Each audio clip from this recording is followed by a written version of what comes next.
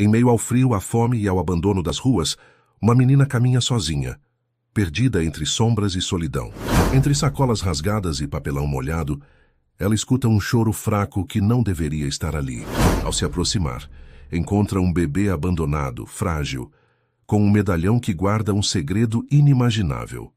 A partir daquele momento, suas vidas se entrelaçam, dando início a uma jornada capaz de mudar tudo para sempre. Se você ama boas histórias, por favor, se inscreva no nosso canal e comente de onde você é. Continuamos. O vento cortante de julho atravessava as frestas do papelão que Yara usava como casaco improvisado. Aos 16 anos, ela conhecia cada canto do lixão da vila estrutural, na periferia de Brasília, como a palma de suas mãos calejadas. O céu alaranjado anunciava o fim de mais um dia de batalha pela sobrevivência, enquanto o sol se punha atrás das montanhas de resíduos que formavam aquela paisagem desoladora. Yara Silva ajustou o boné surrado que protegia seus cabelos cacheados e continuou sua busca diária. Os olhos castanhos, sempre atentos, vasculhavam cada saco rasgado, cada container enferrujado, em busca de qualquer material reciclável que pudesse ser vendido ou algo que servisse para sua próxima refeição. Garrafas PET, latas de alumínio, papelão, tudo era potencial fonte de alguns trocados. Hoje o dia foi magro, pensou, observando o carrinho de supermercado onde guardava seus achados. Apenas algumas latinhas e alguns pedaços de fios de cobre. Não daria para muito. Talvez apenas para um pão e um copo de leite. Seu estômago roncou, relembrando-a que não comia desde a manhã, um resto de bolacha encontrado na véspera. Yara não tinha família, ou melhor, não tinha uma que pudesse chamar de sua. Crescera em um abrigo estadual até os 14 anos, quando decidiu que a liberdade das ruas, apesar de cruel, era preferível às regras rígidas e ao abandono disfarçado de cuidado institucional. Desde então, sobrevivia por conta própria, dormindo em um velho vagão de trem abandonado nos arredores do lixão, uma relíquia esquecida dos tempos em que Brasília ainda era um sonho em construção. O silêncio do entardecer era quebrado, apenas pelo barulho distante de outros catadores e pelo som do plástico arrastado pelo vento seco do cerrado. Foi quando, entre o ruído monótono daquele cenário familiar, algo diferente capturou sua atenção. Um som frágil, intermitente, quase imperceptível. Deve ser um gato abandonado, pensou inicialmente, continuando sua tarefa. Mas o som persistiu, ganhando um contorno mais definido à medida que se aproximava de um amontoado de sacos pretos e pedaços de isopor. Não era o miado de um gato. Era um choro. Um choro humano. Yara parou, imóvel. Seu coração acelerou. Guiada mais pelo instinto do que pela razão, caminhou lentamente em direção ao som. Afastou alguns sacos plásticos com cuidado e então viu um pequeno embrulho trêmulo envolto em um cobertor sujo. Seus dedos hesitaram por um instante antes de revelar o que havia ali. Um bebê, pequeno, com não mais que alguns meses de vida. Seu rostinho avermelhado pelo choro e pelo frio contrastava com a pele pálida. Os olhinhos, inchados de tanto chorar, se abriram brevemente ao sentir o toque de Yara, revelando um azul profundo e assustado. «Meu Deus!» exclamou Yara, sentindo uma onda de pânico e compaixão. Sem pensar duas vezes, tirou seu casaco improvisado e envolveu a criança, tomando-a nos braços. O bebê estava gelado, tremendo, mas seu choro imediatamente se acalmou um pouco ao sentir o calor humano. O sol já havia desaparecido por completo e a temperatura caía rapidamente, como era típico nas noites do cerrado. Yara sabia que precisava agir rápido. O bebê precisava de calor, comida e cuidados que ela mal podia oferecer a si mesma, mas algo dentro dela, um instinto protetor que desconhecia possuir, a impulsionava a seguir em frente. Com o bebê nos braços, abandonou seu carrinho, de materiais recicláveis, o sustento do dia seguinte, e começou a correr em direção ao seu abrigo improvisado. O vagão de trem ficava a cerca de 20 minutos dali, e cada segundo parecia crucial. Durante o caminho, sentiu o pequeno corpo se mexer contra seu peito. O bebê agora soltava apenas gemidos fracos, como se estivesse economizando suas últimas forças. Yara corria entre montes de lixo, poças de água suja e terrenos baldios, ignorando o cansaço e a fome que sentia. Ao chegar ao vagão, empurrou a velha porta de metal que rangeu alto no silêncio da noite. O interior era simples, mas surpreendentemente organizado. Um colchão fino no chão, algumas caixas onde guardava seus poucos pertences, uma pequena mesa improvisada com caixotes e uma vela já pela metade, seu único recurso para iluminar as noites sem lua. Colocou o bebê sobre o colchão e rapidamente acendeu a vela. A luz fraca da chama pôde finalmente observar melhor a criança. Era um menino, pelo que podia perceber através das roupas sujas e molhadas. Não parecia ter machucados visíveis, mas seus lábios estavam secos e arroxeados pelo frio. Yara remexeu em suas caixas até encontrar uma camisa velha mais limpa, que usava apenas em ocasiões especiais, como visitas ao centro da cidade. Com cuidado, despiu o bebê das roupas molhadas e o envolveu no tecido seco, esfregando delicadamente seus bracinhos e perninhas para estimular a circulação. Seu estoque de comida era praticamente inexistente. Apenas metade de um pão francês endurecido e uma garrafa de água pela metade. Amassou um pedaço de pão com os dedos, umedeceu com um pouco de água e, com extremo cuidado, ofereceu a mistura pastosa para o bebê, que aceitou com avidez, sugerindo que estava há muito tempo sem se alimentar. Foi enquanto o alimentava que notou algo pendurado no pescoço da criança. Um medalhão prateado visivelmente caro, diferente de qualquer coisa que já tivesse visto no lixão. A peça era trabalhada, com detalhes que brilhavam mesmo à luz fraca da vela.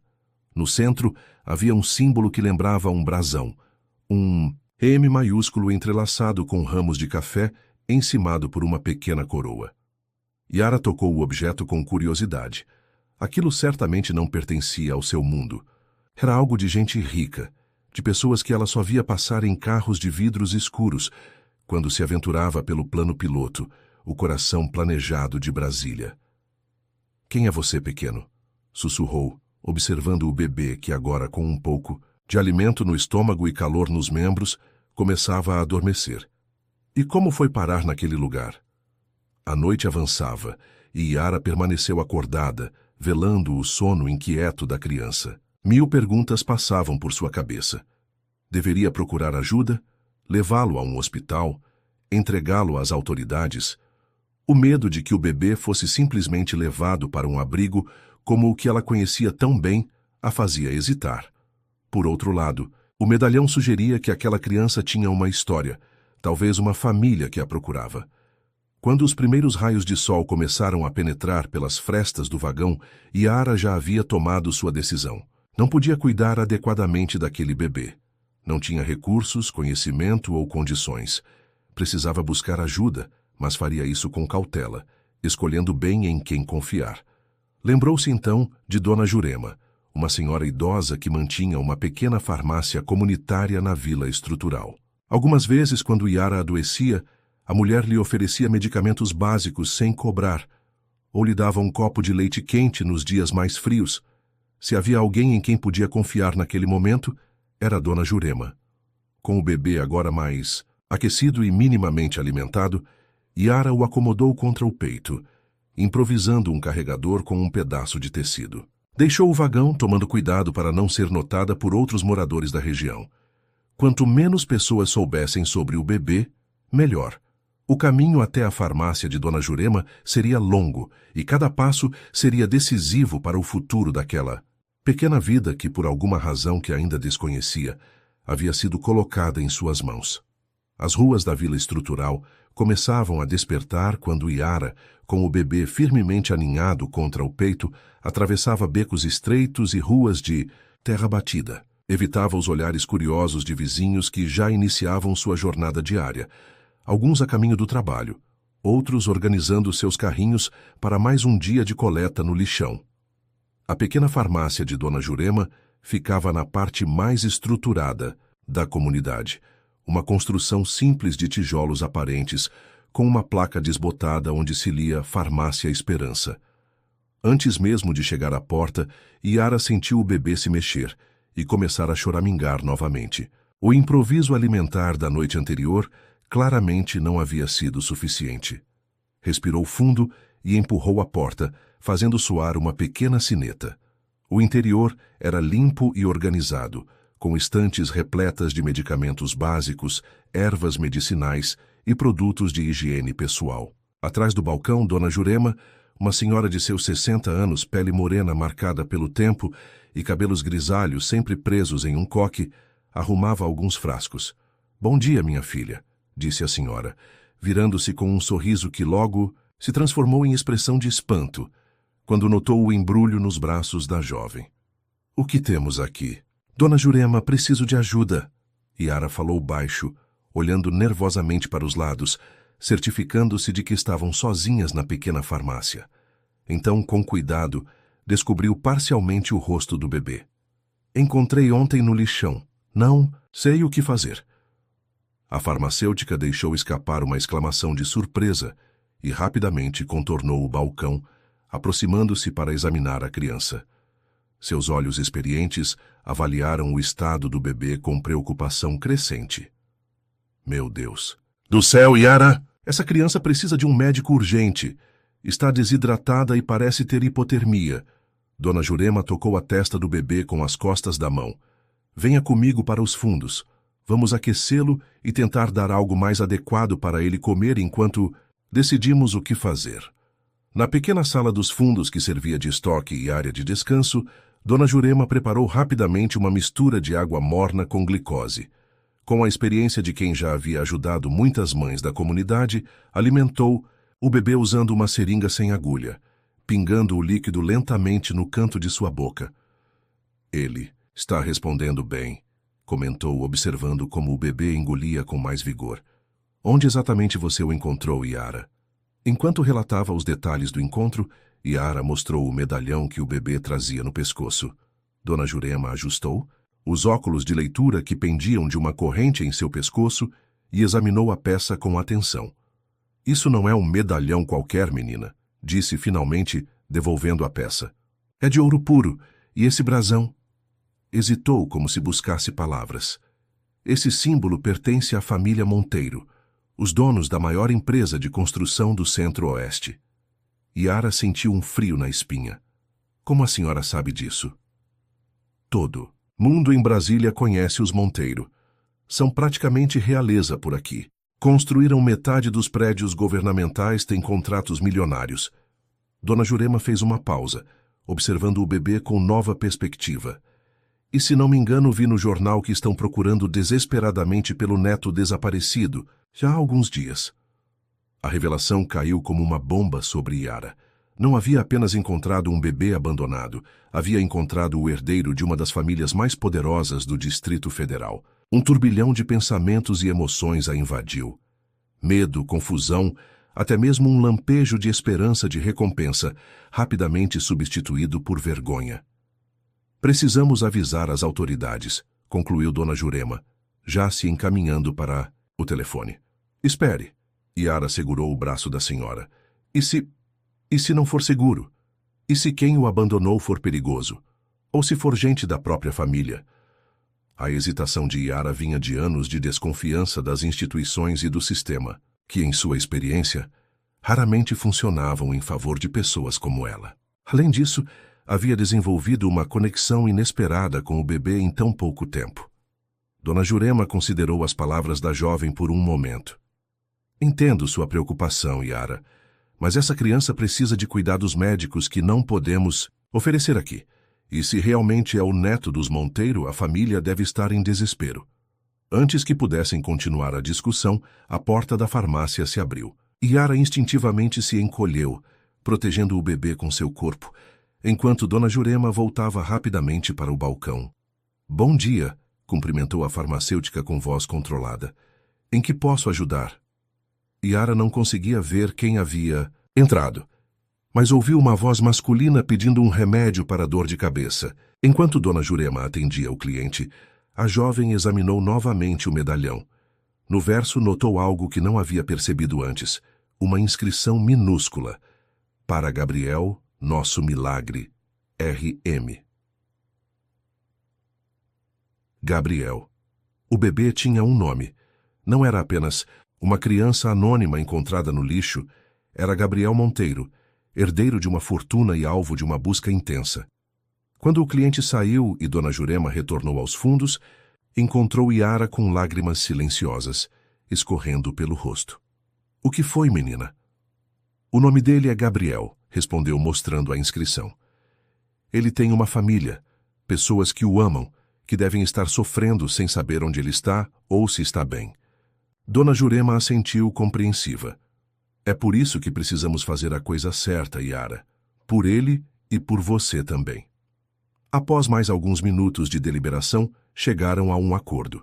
Não chamariam a polícia diretamente, mas Dona Jurema contataria um médico de confiança, Dr. Paulo, que atendia na comunidade uma vez por semana. Ele poderia examinar o bebê adequadamente e ajudá-las a tomar a decisão mais segura. Enquanto esperavam, Dona Jurema preparou uma mamadeira improvisada com leite em pó infantil que mantinha para emergências. Gabriel aceitou o alimento com voracidade, seus olhinhos azuis agora mais alertas e focados no rosto de Yara, que o alimentava com cuidado. Ele gosta de você, observou Dona Jurema com um sorriso terno. Crianças têm um sexto sentido para pessoas boas. Yara apenas sorriu. De volta, sentindo uma mistura de orgulho e tristeza. Sabia que em breve precisaria se despedir daquele pequeno ser que, em menos de 24 horas, havia despertado nela sentimentos que nem sabia que possuía. Dr. Paulo chegou cerca de 1 hora depois, um homem de meia idade, cabelos grisalhos nas têmporas e olhos gentis por trás de óculos de armação fina. Examinou Gabriel com profissionalismo e delicadeza, fazendo perguntas pontuais sobre onde e como Yara o havia encontrado. Ele está desidratado e um pouco abaixo do peso, mas não apresenta sinais de maus tratos anteriores, concluiu o médico. Na verdade, exceto pelo episódio do abandono, parece ter sido bem cuidado até recentemente. Quando Dona Jurema mostrou o medalhão e mencionou a possível conexão com a família Monteiro, Dr. Paulo ficou visivelmente surpreso. O neto de Ricardo Monteiro? Perguntou ajustando os óculos. A mídia está repleta de notícias sobre o desaparecimento. A família ofereceu uma recompensa substancial por qualquer informação. O médico retirou o celular do bolso e mostrou uma notícia recente. A manchete confirmava: família Monteiro aumenta a recompensa por informações sobre o paradeiro do pequeno Gabriel, de 6 meses. Na foto, um casal elegante segurava o mesmo bebê que agora dormia nos braços de Yara. São eles, que Yara sussurrou, reconhecendo o bebê da foto. É o Gabriel. Dr. Paulo considerou a situação por alguns instantes antes de falar. Conheço pessoalmente o Dr. Marcos Cavalcante, médico particular, da família Monteiro. Posso contatá-lo diretamente, sem envolver a polícia ou a mídia neste primeiro momento. Isso garantiria que Gabriel receba os cuidados médicos adequados imediatamente e nos daria tempo para entender melhor o que aconteceu. A ideia pareceu sensata para Dona Jurema, que assentiu em concordância. Yara, porém, hesitou. Uma parte dela temia ser acusada injustamente, ou pior, ser simplesmente descartada e esquecida assim que entregasse o bebê. E quanto a mim? Perguntou finalmente, sua voz traindo insegurança. O que acontecerá depois que eu o entregar? Dr. Paulo olhou para a jovem com compreensão. Você salvou a vida desta criança, Yara. A família precisará saber exatamente como e onde você o encontrou. Sua participação será fundamental para esclarecer o que aconteceu. Não era exatamente a garantia que Yara buscava, mas entendia que não tinha muita escolha. O bem-estar de Gabriel precisava vir em primeiro lugar. Tudo bem, concordou finalmente. Mas quero estar presente quando ele for entregue à família. Quero ter certeza de que estará seguro. Dr. Paulo fez a ligação ali mesmo, afastando-se um pouco para falar em particular. Quando retornou, seus olhos brilhavam de emoção. Doutor, Cavalcante está a caminho com um veículo médico privado. Pediu para mantermos absoluta discrição, até sua chegada. Os minutos seguintes pareceram se arrastar. Chiara manteve Gabriel em seus braços, cantarolando baixinho canções de ninar que lembrava vagamente de sua própria infância. O bebê dormia pacificamente, alheio ao turbilhão de acontecimentos, prestes a mudar o curso de várias vidas. Quando uma van branca estacionou discretamente nos fundos da farmácia, Chiara sentiu seu coração acelerar. O momento da separação havia chegado. Dr. Paulo recebeu o médico da família Monteiro, um homem alto e elegante que entrou na pequena sala com passos apressados. Seus olhos experientes imediatamente localizaram o bebê nos braços de Chiara, e a expressão de alívio em seu rosto era indescritível. Gabriel, sussurrou aproximando-se com cautela para não assustar o bebê ou a jovem que o segurava. Examinou brevemente o medalhão e então confirmou com um aceno. É ele mesmo. Graças a Deus. Dr. Cavalcanti voltou-se para Chiara com um olhar que mesclava gratidão e curiosidade. A família Monteiro estará eternamente em dívida com você. Jovem, pode me contar exatamente como encontrou o bebê? No exclusivo bairro do Lago Sul, a imponente mansão da família Monteiro estava mergulhada em um silêncio tenso. Nos últimos dias, o espaço que costumava ressoar com as risadas do pequeno Gabriel havia se transformado em um centro de operações para sua busca. Seguranças, detetives particulares e assessores circulavam pelos amplos corredores com expressões graves, falando em sussurros como se temessem perturbar a fragilidade do momento. No escritório principal, Ricardo Monteiro, aos 65 anos, mantinha os olhos fixos nas múltiplas telas que exibiam imagens de câmeras de segurança espalhadas pela cidade. Alto, com cabelos grisalhos meticulosamente aparados e olhos azuis penetrantes, a mesma tonalidade que havia passado para o neto, ele era a imagem viva do poder e influência. Fundador da Monteiro Construções, Ricardo havia erguido um império que moldou o skyline de Brasília e de outras capitais brasileiras. Ainda nada, murmurou para si mesmo, passando a mão pelo rosto cansado. A porta do escritório se abriu silenciosamente e sua nora, Renata Monteiro, entrou. Aos 32 anos, a advogada bem-sucedida que havia conquistado o coração de seu filho Fernando mostrava os sinais evidentes do desespero dos últimos dias. Olheiras profundas marcavam seu rosto naturalmente belo, e o habitual cabelo castanho bem arrumado agora estava preso displicentemente. Alguma novidade? Perguntou ela, a voz trêmula de esperança contida. Ricardo apenas balançou a cabeça negativamente. Os investigadores estão revisando todas as câmeras de segurança da região onde Fernando deixou o carro. Ainda não encontraram nada conclusivo.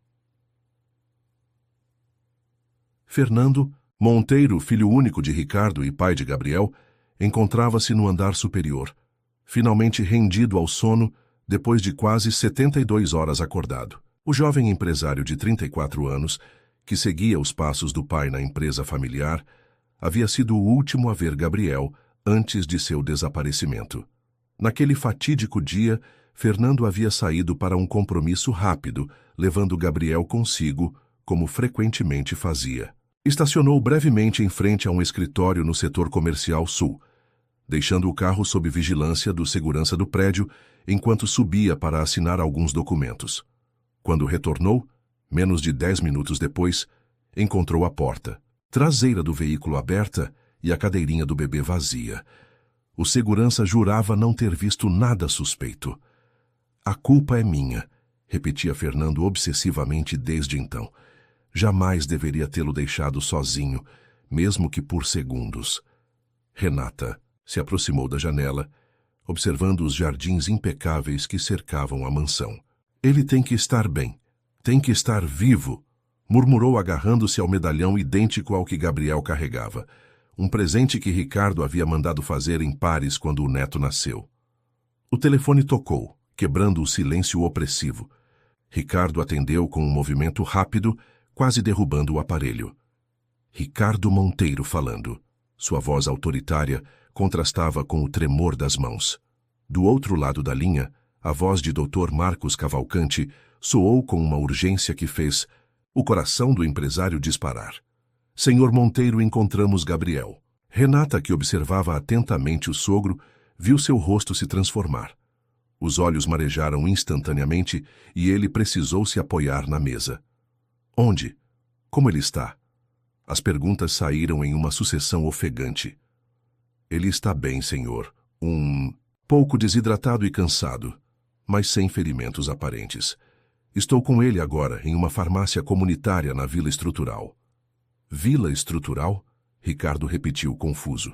A região do lixão ficava a quilômetros de distância de onde Gabriel havia desaparecido. Sim, senhor. Uma jovem o encontrou abandonado entre sacos de lixo ontem à noite. Cuidou dele durante a madrugada e procurou ajuda esta manhã. Ricardo fechou os olhos por um momento, assimilando a informação.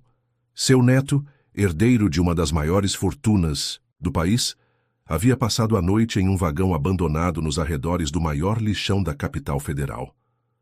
Estamos indo imediatamente, declarou. Não saia daí e não comente com ninguém sobre isso. Estamos a caminho. Desligando o telefone, voltou-se para Renata, que já havia compreendido pelo tom da conversa. Encontraram Gabriel, confirmou, a voz embargada. Ele está vivo e aparentemente bem. Renata cobriu a boca com as mãos, lágrimas de alívio escorrendo livremente. Graças a Deus. Onde? Quem o encontrou? Uma jovem que vive na Vila Estrutural. Encontrou Gabriel abandonado no lixão e cuidou dele durante a noite. Ricardo já se encaminhava para a porta, instruções rápidas sendo dadas pelo comunicador interno para que preparassem o carro. No lixão, Renata repetiu, horrorizada com a imagem mental de seu bebê entre resíduos e sujeira. Meu Deus, quem faria isso com uma criança? É o que vamos descobrir, respondeu Ricardo, sua voz agora carregada de uma determinação sombria. Mas primeiro, vamos buscar Gabriel. Enquanto um dos seguranças subia para acordar Fernando, Ricardo, Renata se dirigiram ao carro blindado que já os aguardava na entrada principal. O trajeto do Lago Sul até a Vila Estrutural normalmente levaria cerca de 30 minutos, mas o motorista particular da família recebeu instruções para chegar lá no menor tempo possível. No banco traseiro, Renata mantinha as mãos firmemente, unidas em uma prece silenciosa, enquanto Ricardo fazia ligações, organizando uma equipe médica completa para receber Gabriel assim que chegassem à mansão. Quero saber mais sobre essa jovem que encontrou meu neto, disse ele a um de seus assistentes pelo telefone. Nome, histórico, tudo, e prepare o quarto de hóspedes da ala leste. Ela será nossa convidada pelo tempo que for necessário. Renata lançou um olhar surpreso ao sogro. Você vai convidá-la para ficar na mansão? Ricardo assentiu, sem desviar os olhos da paisagem urbana que se transformava gradualmente à medida que se afastavam dos bairros nobres. Essa jovem salvou a vida de Gabriel. No mínimo, merece nosso reconhecimento e gratidão. Havia mais por trás daquela decisão, um senso de dívida que ia além da gratidão convencional, mas também uma curiosidade quase investigativa. Ricardo queria entender melhor quem era aquela pessoa que, vivendo em condições extremamente precárias, havia escolhido cuidar de uma criança desconhecida em vez de ignorá-la, ou, pior, explorar a situação.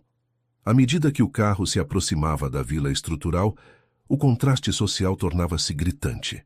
Os amplos bulevares arborizados davam lugar a ruas estreitas e irregulares.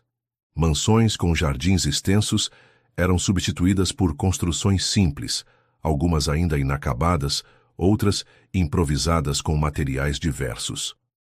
Nunca estive nesta parte da cidade, confessou Renata, observando pela janela com uma mistura de choque e tristeza a realidade que existia a poucos quilômetros de sua vida privilegiada. Ricardo permaneceu em silêncio. Como um dos maiores empreiteiros do país, ele conhecia bem a desigualdade social que marcava a capital federal. De fato, sua empresa havia construído conjuntos habitacionais populares em várias regiões do entorno. Mas visitar pessoalmente esses locais era uma experiência diferente, que o confrontava com as limitações e contradições de seu próprio poder. O carro finalmente parou em frente à pequena farmácia Esperança. Dr. Cavalcante havia enviado a localização exata, e 2 seguranças desceram primeiro para verificar o perímetro, procedimento padrão que a família havia adotado desde o desaparecimento de Gabriel.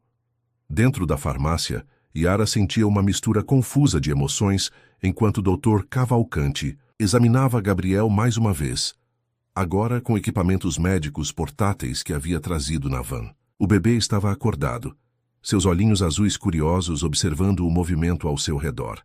Ocasionalmente, seu olhar voltava para Yara, como se buscasse a segurança da única pessoa familiar naquele ambiente estranho. "Ele vai mesmo ficar bem?" perguntou Yara pela terceira vez, incapaz de conter a preocupação. Dr. Cavalcante sorriu gentilmente. "Graças a você, sim. Se tivesse passado mais tempo naquelas condições..." Ele não completou a frase, mas o significado estava claro. O som de carros parando abruptamente do lado de fora fez com que todos se voltassem para a entrada. Dona Jurema, que observava pela fresta da cortina, anunciou com voz nervosa: "É um carro preto, grande. Parecem ser pessoas importantes." O coração de Yara acelerou. Até aquele momento a situação ainda parecia irreal, quase como um sonho. Mas a chegada da família Monteiro tornava tudo concreto, inescapável. Em poucos instantes, Gabriel sairia de sua vida tão repentinamente quanto havia entrado.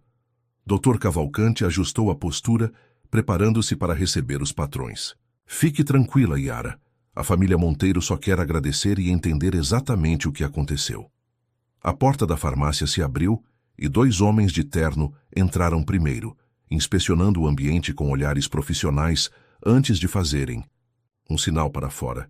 Em seguida, uma mulher jovem irrompeu no estabelecimento, seus olhos percorrendo freneticamente o espaço até localizarem o bebê nos braços de Yara. "Gabriel!" exclamou Renata, avançando com passos trêmulos. O bebê, ao ouvir a voz familiar, virou-se imediatamente. Seus olhinhos se iluminaram com reconhecimento, e ele esticou os bracinhos na direção da mãe, balbuciando sons animados. Yara sentiu um nó na garganta ao testemunhar aquela reação.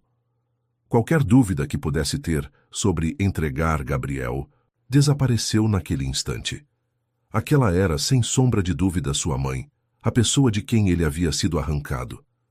Com um gesto suave, estendeu o bebê para Renata, que o tomou nos braços com um soluço de alívio e alegria, abraçando-o contra o peito, como se temesse que ele pudesse desaparecer novamente.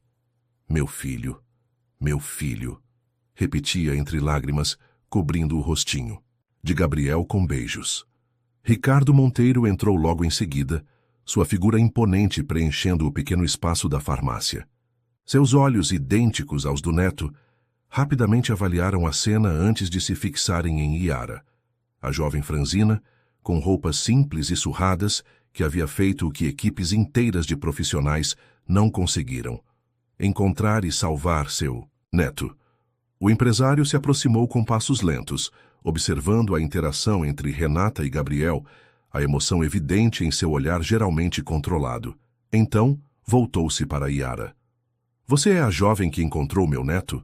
Yara assentiu, sentindo-se subitamente consciente de sua aparência, de suas mãos calejadas, de suas roupas gastas. "Sim, senhor. Meu nome é Yara Silva." Ricardo estendeu a mão direita em um gesto formal, mas carregado de significado. "Ricardo Monteiro. E não existem palavras suficientes para expressar o que você fez por nossa família." Hesitante, Yara aceitou o cumprimento, surpreendendo-se com a firmeza daquele aperto de mão. Era a primeira vez que alguém a tratava como uma igual, com respeito e reconhecimento. "Qualquer pessoa teria feito o mesmo", murmurou desconfortável com a atenção. "Não, Yara", respondeu Ricardo, mantendo o olhar fixo no dela. "Não qualquer pessoa.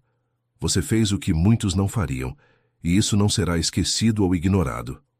Naquele momento, enquanto a família Monteiro se preparava para levar Gabriel de volta para casa, Yara não poderia imaginar como aquele encontro Inesperado transformaria não apenas o destino do bebê que havia salvado, mas também o seu próprio. 3 dias se passaram desde que Yara entregara Gabriel aos Monteiro. 3 dias em que tentou retornar à sua rotina de catadora, vasculhando o lixão em busca de materiais recicláveis, dormindo no vagão abandonado, lutando pela sobrevivência como sempre fizera. Mas algo havia mudado dentro dela. O breve encontro com Gabriel deixara um vazio que não conseguia explicar. Naquela tarde de sábado, enquanto separava latinhas e garrafas plásticas sob o sol inclemente do cerrado, Yara não parava de pensar no bebê. Estaria bem cuidado? Teria se recuperado completamente? Lembrava-se dela? Perguntas sem resposta que a atormentavam mesmo sabendo que o pequeno estava infinitamente melhor com sua família verdadeira do que poderia estar com ela. Parece que está nas nuvens hoje, menina, observou seu Joaquim, um catador idoso que frequentemente trabalhava próximo dela. Desde que voltou está diferente. Yara apenas deu de ombros, sem saber como explicar o turbilhão de emoções que sentia. Como poderia contar que havia resgatado o neto de um dos homens mais poderosos de Brasília, que por uma noite havia sido responsável por uma vida preciosa, que pela primeira vez alguém a olhara como se ela importasse? Quando o sol começou a se pôr, Yara recolheu seus poucos pertences e iniciou o caminho de volta para o vagão. A recompensa que Ricardo Monteiro havia prometido nunca chegou, mas ela não se importava realmente com isso. Não fora por dinheiro que salvara Gabriel. Ao se aproximar de seu abrigo improvisado, notou algo estranho. Havia um carro preto estacionado nas proximidades, o mesmo tipo de veículo que vira na farmácia dias atrás. Seu coração acelerou. Instintivamente diminuiu o passo, considerando se deveria fugir ou se aproximar. Antes que pudesse decidir, uma figura familiar emergiu de dentro do vagão. Ricardo Monteiro, vestindo um terno impecável que contrastava absurdamente com o cenário de abandono ao redor. Ao lado dele, Renata segurava Gabriel nos braços, o bebê agora visivelmente mais saudável, vestido com roupas claras e delicadas.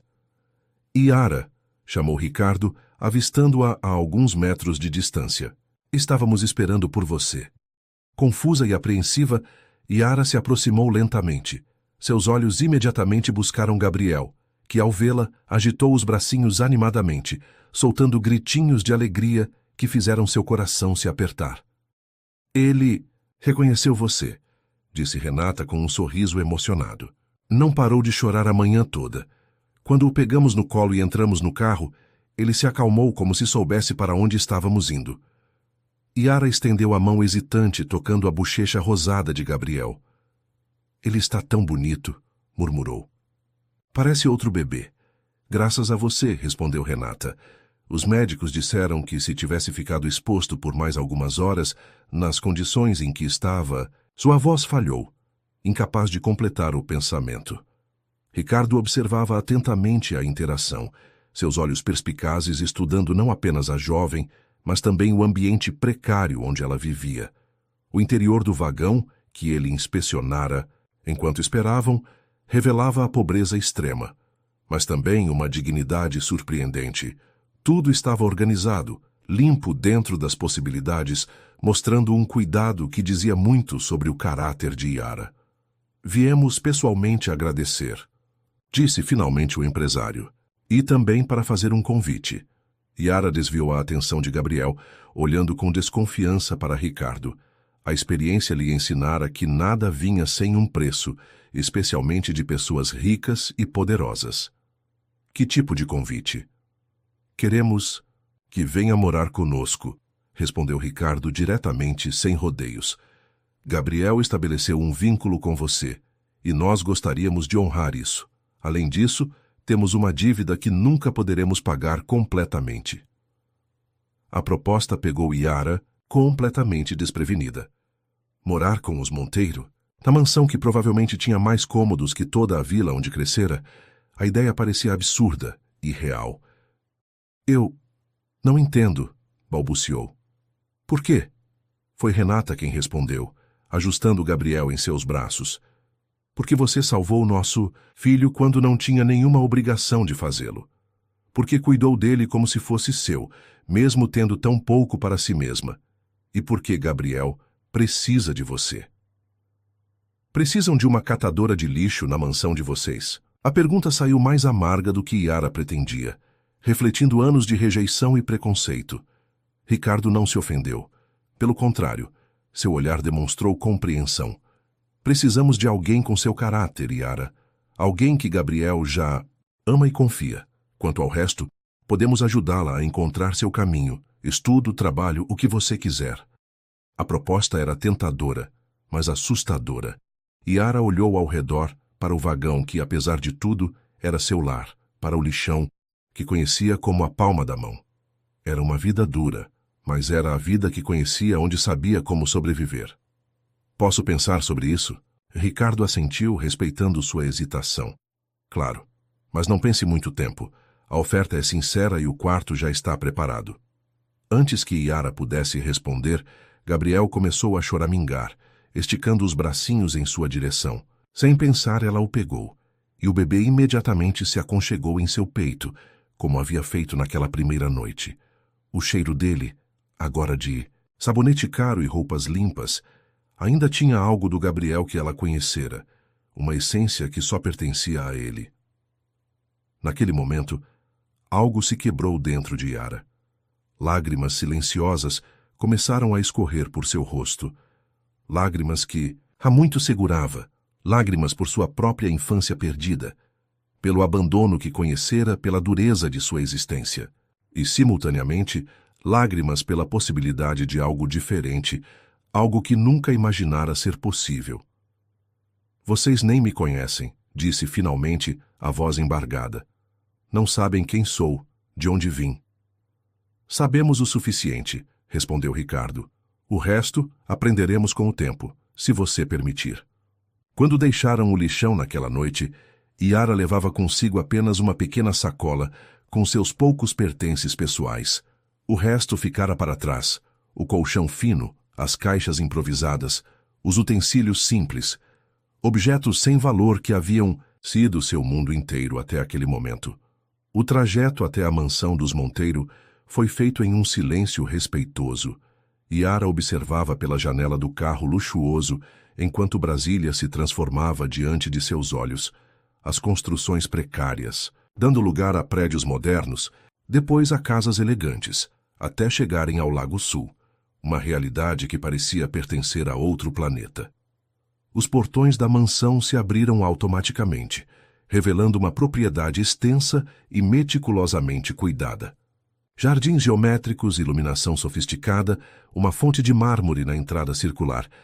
Tudo exalava riqueza e poder. O contraste com o vagão abandonado não poderia ser mais chocante. Chegamos, anunciou Ricardo quando o carro parou, em frente à entrada principal. Bem-vinda à sua nova casa, Yara. Ao entrar na mansão, Yara foi recebida por um ambiente igualmente impressionante. Piso de mármore italiano, obras de arte originais nas paredes, móveis que provavelmente custavam mais do que ela jamais ganharia em toda a vida. Sentiu-se pequena, deslocada, como se não pertencesse àquele lugar, e realmente não pertencia. Uma mulher de meia idade, vestida com um uniforme discreto, aproximou-se com um sorriso gentil. Esta é Dona Cida, nossa governanta, apresentou. Renata. Ela vai mostrar seu quarto e ajudá-la a se instalar. Venha comigo, querida, convidou Dona Cida, com um tom maternal que imediatamente fez Yara se sentir um pouco mais à vontade. O quarto destinado a Yara ficava na chamada ala leste, não muito distante do quarto de Gabriel. Era um espaço amplo, com uma cama king-size coberta por lençóis de algodão egípcio, uma varanda que dava para os jardins, um closet vazio esperando para ser preenchido e um banheiro privativo com banheira e chuveiro.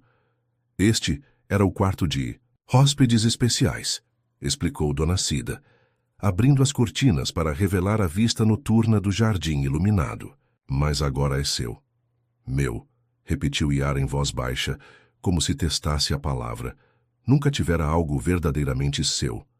O Sr. Ricardo pediu que preparássemos algumas roupas para você, continuou a governanta, abrindo uma das portas do closet, para revelar algumas peças básicas todas novas, com etiquetas ainda presas. Amanhã, a senhora Renata quer levá-la para comprar mais coisas. A ideia de ganhar roupas novas, de ter mais do que 2 mudas de roupa pela primeira vez na vida, era tão estranha que Yara não soube como reagir. Sentou-se na beirada da cama, sentindo a maciez do colchão sob seus dedos calejados. "Posso tomar um banho?" perguntou finalmente, sentindo-se suja e deslocada em meio a tanto luxo. "Claro, querida. Há toalhas limpas no banheiro e produtos de higiene na gaveta sob a pia. Tome o tempo que precisar. O jantar será servido quando estiver pronta." Quando Dona Cida saiu, fechando suavemente a porta atrás de si, Yara finalmente permitiu-se explorar o quarto. Seu quarto. Tocou os móveis elegantes, os tecidos suaves, os objetos decorativos caros. Era como estar em um sonho do qual temia acordar a qualquer momento. O banho foi uma experiência quase religiosa. A água quente, quente de verdade, não morna como, nas raras vezes em que conseguia aquecer água no lixão, caía abundante sobre seu corpo cansado. Shampoos, condicionadores, sabonetes perfumados, nunca imaginara que existissem tantos produtos apenas para se lavar. Olhou-se no espelho embaçado pelo vapor depois do banho, mal reconhecendo a jovem que a encarava de volta. Com a sujeira removida, seu rosto revelava traços delicados que nem ela mesma conhecia bem. Seus cabelos cacheados, agora limpos e desembaraçados, caíam em ondas até os ombros. Tinha olhos grandes e expressivos, lábios cheios, maçãs do rosto proeminentes, características que a dureza da vida havia ofuscado. Vestiu uma das roupas novas deixadas para ela, um conjunto simples de calça e blusa que, apesar de básico, era infinitamente melhor que qualquer coisa que já possuíra. Sentiu-se estranha, como se estivesse usando uma fantasia, interpretando um papel que não era seu. Quando finalmente criou coragem para descer, encontrou a família reunida na sala de jantar. Fernando, que Yara conhecia apenas por fotos, havia retornado e agora segurava Gabriel no colo, conversando animadamente com o filho que respondia, com balbucios alegres. Ao vê-la entrar, todos se viraram. Houve um momento de silêncio surpreso. A transformação era evidente. Não era apenas a roupa limpa ou o cabelo arrumado. Havia uma dignidade natural em Yara que finalmente podia ser vista. "Yara", Ricardo foi o primeiro a se manifestar, levantando-se para puxar uma cadeira para ela. "Junte-se a nós para o jantar." Fernando se aproximou, Gabriel ainda nos braços. "Então você é a jovem que salvou meu filho", disse, sua voz carregada de emoção. "Não sei como agradecer." "Não precisa agradecer", respondeu Yara, desconfortável com o reconhecimento. "Qualquer um teria feito o mesmo." "Não, não teria", respondeu Fernando com convicção. "E é por isso que você está aqui." Gabriel, ao reconhecer Yara, começou a se agitar no colo do pai, esticando os bracinhos em sua direção. Fernando sorriu, entregando o bebê a ela. "Ele realmente gosta de você", comentou, observando como o filho se acalmava imediatamente nos braços de Yara. Enquanto se sentava à mesa dos Monteiro, com Gabriel confortavelmente acomodado em seu colo, Yara teve a estranha sensação de estar vivendo a vida de outra pessoa. Como uma catadora de lixo, uma menina que crescera em abrigos e nas ruas havia chegado ali. O que o destino reservava para ela naquela nova e inesperada realidade? O jantar transcorreu em uma atmosfera surpreendentemente relaxada. A família Monteiro, apesar de toda sua riqueza e poder, demonstrou uma simplicidade nas relações que Yara não esperava. Ricardo contou histórias sobre a fundação da empresa. Renata falou sobre seu trabalho como advogada. Fernando compartilhou anedotas sobre os primeiros meses de Gabriel. Gradualmente, Yara começou a se abrir também. Falou sobre sua infância no abrigo, sobre como aprendera a ler com uma voluntária que visitava o local aos domingos, sobre seus sonhos de um dia estudar, sonhos que havia enterrado sob a necessidade de sobreviver. "Você gostaria de retomar os estudos?" perguntou Ricardo quando ela mencionou seu interesse por livros. "Eu acho que sim", respondeu hesitante, "mas não tenho documentos nem comprovante de escolaridade." Isso pode ser resolvido, afirmou Ricardo com a confiança de quem estava acostumado a solucionar problemas complexos. Se quiser, podemos contratar professores particulares para ajudá-la a se preparar para os exames supletivos. A oferta era tentadora, mas assustadora. Estudar significava sonhar novamente, permitir-se imaginar um futuro diferente. Era mais seguro não ter esperanças. Elas machucavam menos quando eram destruídas. Mais tarde, quando todos se recolheram, Chiara permaneceu acordada em seu novo quarto, incapaz de adormecer na cama absurdamente confortável. Sentia falta do barulho distante do lixão, do vento assoviando pelas frestas do vagão, até mesmo do medo constante que a mantinha alerta. Levantou-se e caminhou até a janela, observando os jardins iluminados, e além deles as luzes de Brasília brilhando à distância. Em algum lugar além daquelas luzes estava o lixão. Estavam seu Joaquim e os outros catadores. Estava sua antiga vida. Um suave choro interrompeu seus pensamentos. Instintivamente, seguiu o som pelo corredor até o quarto de Gabriel. Abriu a porta silenciosamente e encontrou o bebê acordado em seu berço, agitando-se inquieto. Aproximou-se com cuidado para não assustar a criança. Gabriel, ao vê-la, imediatamente parou de chorar, olhando-a com seus grandes olhos azuis que pareciam reconhecer algo familiar em meio a tantas mudanças. "Oi, pequenino", sussurrou Iara, ajeitando a manta que o cobria. "Também está com dificuldade para dormir em seu cantinho luxuoso." Gabriel respondeu com um sorriso desdentado e um balbucio animado, como se entendesse perfeitamente o que ela dizia. "Nós dois estamos deslocados aqui, não é?" Continuou acariciando suavemente a bochecha do bebê. "Mas pelo menos você pertence a esta família. Eu sou apenas uma visita." Sem perceber, Iara começou a cantarolar baixinho uma canção de ninar que lembrava vagamente de sua própria infância. Gabriel fechou os olhos lentamente, embalado por aquela voz que de alguma forma representava segurança. 2 semanas se passaram desde que Iara começara sua nova vida na mansão dos Monteiro. Gradualmente, a jovem ia se adaptando àquela realidade tão diferente. As aulas particulares haviam começado. Português, matemática, ciências, e para sua própria surpresa, Iara absorvia o conhecimento com uma velocidade impressionante, compensando anos de educação formal perdida com uma sede insaciável de aprender. A relação com Gabriel se fortalecia a cada dia. O bebê, agora completamente recuperado, buscava constantemente a presença de Iara, reconhecendo-a entre todas as pessoas da casa. Era comum encontrá-la lendo em voz alta para ele no jardim, ou cantarolando canções de ninar enquanto o ninava para dormir, para o deleite de Renata, que via no vínculo entre os dois algo especial e inexplicável. Naquela manhã de setembro, Iara ajudava a Dona Cida na organização da festa de 7 meses de Gabriel, que aconteceria no dia seguinte. A governanta, que inicialmente tratara Iara com certa reserva, agora demonstrava genuíno carinho pela jovem, impressionada com sua humildade e disposição para aprender. "Você tem jeito com as flores, menina", comentou Dona Cida, observando. Iara arrumara um arranjo de lírios e rosas para a mesa principal. Mãos delicadas, apesar de toda a dureza que já enfrentaram. Iara sorriu, apreciando o elogio. "Aprendi olhando as floristas no mercado central. Sempre achei bonito como transformavam coisas simples em algo especial." A conversa foi interrompida pela chegada de uma visita inesperada. Cecília Monteiro, mãe de Ricardo e avó de Fernando, entrou na sala com a postura altiva de seus 85 anos bem vividos. Vestida impecavelmente como sempre, a matriarca da família raramente visitava a mansão do filho, desde que se mudara para seu próprio apartamento no plano piloto, preferindo sua independência à vida familiar. "Dona Cecília", exclamou Dona Cida, visivelmente surpresa.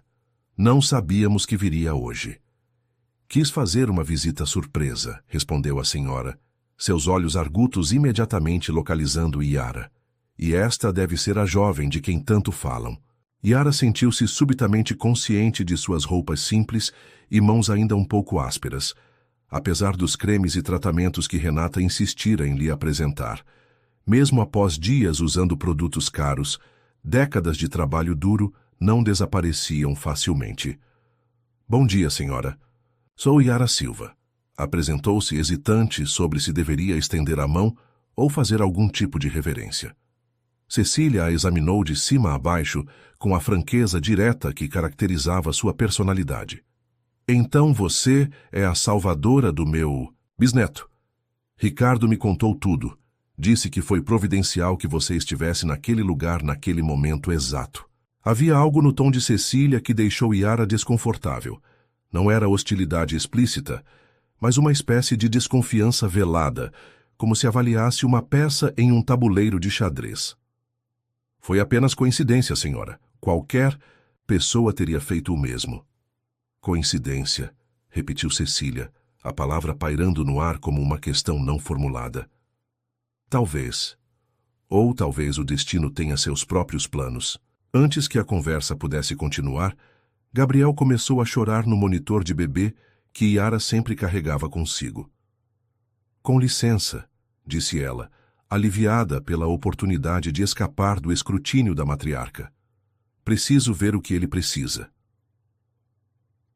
Enquanto subia as escadas em direção ao quarto do bebê, Yara podia sentir o olhar de Cecília seguindo-a, avaliador e penetrante. Havia algo naquela mulher que a deixava profundamente inquieta, como se de alguma forma a idosa pudesse ver através dela, através das camadas que nem ela mesma conseguia desvendar. No quarto de Gabriel, encontrou o bebê agitado em seu berço, recém-desperto de uma soneca. Ao vê-la, imediatamente se acalmou, erguendo os bracinhos em um pedido silencioso para ser pego. Oi, pequeno, murmurou Yara, tomando-o nos braços. Salvou-me de um interrogatório e tanto lá embaixo. Enquanto trocava a fralda de Gabriel e o arrumava para descer, Yara refletia sobre o estranho encontro com Cecília. Por que a matriarca a olhara daquela forma? O que havia por trás daquelas palavras sobre destino e coincidência? Quando retornou à sala com Gabriel no colo, encontrou Cecília sentada confortavelmente, tomando chá servido por Dona Cida. A expressão da idosa suavizou-se visivelmente ao ver o bisneto, que balbuciou animadamente ao reconhecê-la. Venha, cá meu príncipe, chamou estendendo os braços. Yara aproximou-se e entregou Gabriel à bisavó, observando como a criança imediatamente começou a brincar com o colar de pérolas que ela usava, um hábito que desenvolvera nos últimos dias. Ele está tão diferente do menino apático que vi no hospital após ser encontrado, comentou Cecília, segurando-o com a perícia de quem já criara gerações. Você tem sido boa para ele pelo que vejo. Ele é que tem sido bom para mim, respondeu Yara sinceramente. Nunca imaginei que poderia me importar tanto com alguém. Algo na resposta pareceu tocar Cecília, cujo olhar tornou-se momentaneamente distante, como se acessasse memórias antigas. Você tem família, Yara? A pergunta, aparentemente casual, tinha um peso que Yara não conseguiu decifrar. Não que eu conheça, senhora. Cresci em abrigos desde que me lembro. E nunca procurou saber sobre suas origens, seus pais biológicos. Yara sentiu uma pontada familiar. Era uma ferida que aprendera a ignorar, mas que nunca cicatrizara completamente. Quando você precisa se preocupar com o que vai comer no dia seguinte, acaba deixando certas perguntas de lado. Cecília assentiu lentamente, como se confirmasse algo para si mesma. Compreendo. Mas agora que suas necessidades básicas estão atendidas, talvez seja o momento de buscar essas respostas. Antes que Yara pudesse responder, Ricardo entrou na sala, surpreso ao encontrar sua mãe. Mamãe não sabia que viria hoje. Claramente, respondeu Cecília com um leve sorriso. Vim conhecer melhor a jovem Yara e ver meu bisneto, é claro. Ricardo lançou um olhar preocupado para Yara, como se tentasse avaliar se sua mãe havia sido delicada ou invasiva. Espero que esteja sendo gentil com nossa convidada especial. Quando não sou gentil, Ricardo? Rebateu a matriarca com ironia refinada. O almoço que se seguiu foi uma experiência estranha para Yara. Cecília dirigia a conversa com a habilidade de uma maestrina, alternando entre perguntas aparentemente inocentes sobre a infância de Yara e observações afiadas sobre a sociedade brasiliense. A cada resposta que Yara dava, sentia como se estivesse passando por algum tipo de teste não declarado. "E você nasceu aqui mesmo em Brasília?" perguntou Cecília, em determinado momento. "Pelo que sei, sim, o abrigo onde cresci fica na Asa Norte." "O Lar Santa Mônica?" indagou Cecília, surpreendendo Yara com o conhecimento específico. "Sim, como sabe. Minha querida, as famílias tradicionais de Brasília sempre estiveram envolvidas em obras sociais. Conheço todos os principais abrigos e instituições da cidade." Cecília fez uma pausa, tomando um gole de vinho. O Lar Santa Mônica, especificamente, recebia muitos donativos da Fundação Monteiro nos anos 90. Algo na forma como Cecília mencionou aquela informação fez Yara sentir um arrepio na espinha. Havia um subtexto ali que não conseguia decifrar completamente. Após o almoço, Ricardo convidou Yara para conhecer a biblioteca da mansão, um cômodo amplo com estantes que iam do chão ao teto, repletas de volumes encadernados em couro e primeiras edições raras. Era um convite que ela vinha esperando há dias, desde que soubera da existência daquele tesouro literário. "Sinta-se à vontade para explorar e pegar o que quiser ler", disse Ricardo, observando com satisfação o deslumbramento nos olhos da jovem. "Acho que você vai gostar especialmente daquela seção ali. São clássicos da literatura brasileira." Enquanto Yara percorria as estantes com reverência, tocando as lombadas dos livros com a ponta dos dedos, Ricardo observava-a, pensativo. A jovem demonstrava uma sensibilidade e inteligência que contrastavam profundamente com sua origem social. Havia algo nela que o intrigava desde o primeiro encontro, uma qualidade indefinível que ia além da gratidão pelo salvamento de Gabriel e Sr. Ricardo, chamou Yara timidamente, interrompendo seus pensamentos. "Posso perguntar algo?" "Claro, Yara, e pode me chamar apenas de Ricardo." "Sua mãe." Ela parecia estar me testando hoje, como se soubesse algo sobre mim que eu mesma não sei. Ricardo suspirou, passando a mão pelos cabelos grisalhos. "Minha mãe tem uma mente perspicaz e uma língua afiada. Sempre foi assim. Não leve para o lado pessoal." "Não é isso", insistiu Yara. "É a forma como ela perguntou sobre o abrigo, sobre minha origem. Parecia específico demais." Ricardo hesitou visivelmente, como se ponderasse o quanto deveria revelar. "Minha mãe tem teorias sobre tudo e todos. É parte de sua natureza desconfiada. Não dê muita atenção." A resposta não satisfez Yara, mas ela decidiu não pressionar. Havia aprendido em sua dura jornada de vida que algumas perguntas eram melhor guardadas para momentos mais oportunos. Naquela noite, após colocar Gabriel para dormir com a canção de ninar, que se tornara um ritual entre eles, Yara não conseguiu encontrar sono. As palavras de Cecília ecoavam em sua mente, junto com a hesitação de Ricardo. Havia algo sendo não dito, um segredo pairando nas entrelinhas que não conseguia decifrar.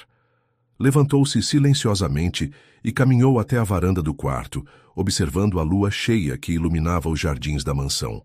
Na distância, as luzes de Brasília cintilavam como estrelas caídas. Era incrível como, em apenas 2 semanas, sua vida havia se transformado tão drasticamente. De catadora de lixo a hóspede em uma mansão, de sobrevivente solitária à parte essencial da vida de Gabriel. Um ruído sutil interrompeu suas reflexões. Vozes vindas do escritório de Ricardo, cujas janelas ficavam quase diretamente abaixo de sua varanda. Normalmente, Yara respeitaria a privacidade alheia, mas ao ouvir seu nome sendo mencionado, não resistiu à tentação de se aproximar da balaustrada para escutar melhor. "Não pode continuar escondendo isso dela, Ricardo", dizia a voz inconfundível de Cecília. "Eu vi com meus próprios olhos hoje. A semelhança é impressionante."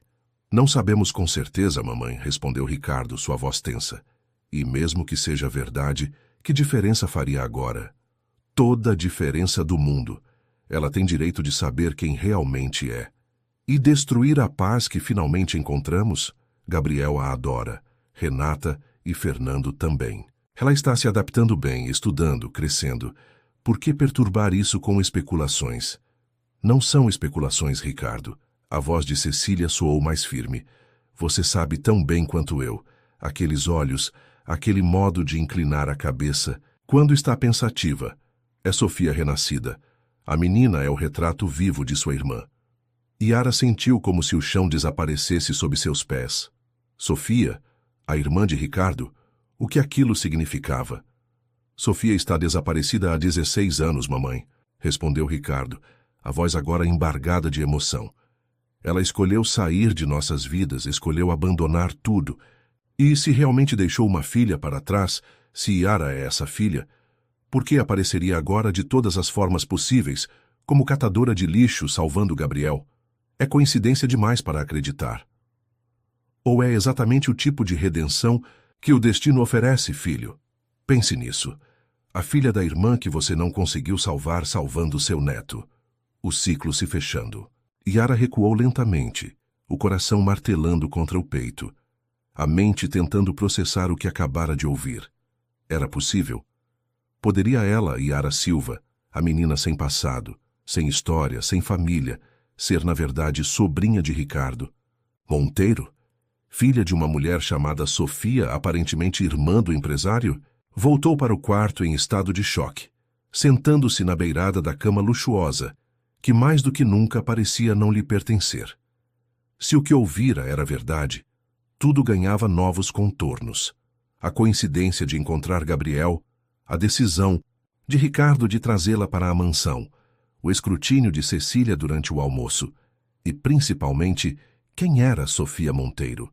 O que havia acontecido para que desaparecesse há 16 anos, possivelmente deixando uma filha para trás?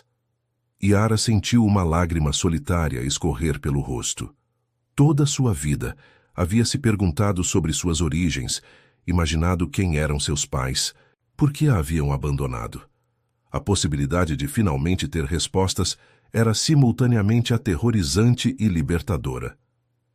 Naquela noite, o sono custou a chegar, e quando finalmente adormeceu, Yara sonhou com uma mulher de rosto indistinto que a chamava pelo nome. Não Yara, mas outro nome. Um nome que não conseguia ouvir claramente. E ao fundo desse sonho nebuloso, o choro de Gabriel ecoava como um chamado, uma âncora que a mantinha conectada ao presente, enquanto o passado ameaçava engoli-la. Acordou ao amanhecer, determinada. Se havia verdade naquilo que ouvira, precisava descobri-la. Não apenas por si mesma, mas por Gabriel, por todo o futuro que agora parecia entrelaçado ao seu, de maneiras que apenas começava a compreender. Enquanto observava os primeiros raios de sol iluminarem o jardim, Yara tomou uma decisão. Confrontaria Ricardo diretamente. Perguntaria sobre Sofia, sobre a possibilidade que a assombrava. Não como acusação, mas como busca legítima por uma verdade que talvez finalmente estivesse ao seu alcance. O que ela não sabia era que, no escritório abaixo, Ricardo Monteiro também passara a noite em claro, olhando antigas fotografias de família guardadas em uma caixa de segurança. Entre elas, uma em especial capturava repetidamente sua atenção. Uma jovem mulher de cabelos cacheados e olhos expressivos, segurando um bebê recém-nascido nos braços. No verso da foto, uma data, 16 anos atrás, e um nome que havia tentado esquecer. Sofia e Isabela, maio de 2009. O dia da festa de 7 meses de Gabriel amanheceu com um céu de azul cristalino, típico da seca brasiliense. A mansão Monteiro transformara-se para a ocasião. Balões prateados e azuis decoravam o jardim, mesas elegantemente dispostas exibiam toalhas de linho branco e arranjos de flores frescas, enquanto uma pequena orquestra afinava seus instrumentos, próxima à piscina. Yara observava os preparativos de sua varanda, dividida entre a animação pela celebração e a ansiedade pelo que decidira fazer. Após uma noite quase sem dormir, estava determinada a confrontar Ricardo sobre o que ouvira, mas não durante a festa. Esperaria o momento adequado, quando a agitação passasse e pudessem conversar em privado. Uma batida suave na porta interrompeu. Seus pensamentos. Era Renata, radiante em um vestido azul claro, segurando uma caixa grande e plana. Bom dia, Yara. Trouxe algo para você. Curiosa, Yara permitiu que Renata entrasse e colocasse a caixa sobre a cama. O que é isso? Abra e descubra, respondeu Renata com um sorriso enigmático. Dentro da caixa, cuidadosamente embalado em papel de seda, estava um vestido deslumbrante, seda pura em um tom de verde esmeralda que parecia ter sido criado especialmente para complementar a pele morena de Tiagenciais. Yara se ama para mim? Perguntou incrédula, tocando o tecido luxuoso com reverência. Claro que é. Gabriel queria que sua salvadora estivesse impecável em sua festa, brincou Renata, obviamente satisfeita com a reação da jovem. Experimentei várias opções, mas quando vi este, soube imediatamente que tinha sido feito para você. Yara sentiu um nó na garganta. Em toda sua vida, nunca recebera um presente tão bonito, tão cuidadosamente escolhido. A generosidade dos Monteiro continuava a surpreendê-la, especialmente agora que suspeitava haver muito mais por trás dela do que simples gratidão. Não sei o que dizer. Diga que vai usá-lo, respondeu Renata, pegando o vestido e segurando-o contra o corpo de Yara. Vamos, experimente, quero ver como fica. Minutos depois, parada diante do espelho de corpo inteiro do closet, Yara mal reconhecia a jovem que a encarava de volta. O vestido caía perfeitamente, como se tivesse sido feito sob medida, realçando curvas que ela nem sabia que possuía. O tom de verde fazia seus olhos parecerem mais vibrantes, sua pele mais luminosa. Você está deslumbrante, murmurou Renata, genuinamente emocionada. Como uma princesa. Yara sorriu timidamente, girando levemente para ver o movimento do tecido. Obrigada. É o presente mais bonito que já recebi. E combina perfeitamente com isso, acrescentou Renata, retirando do bolso uma pequena caixa. De veludo. Dentro, um delicado colar de prata com um pingente de esmeralda em forma de gota.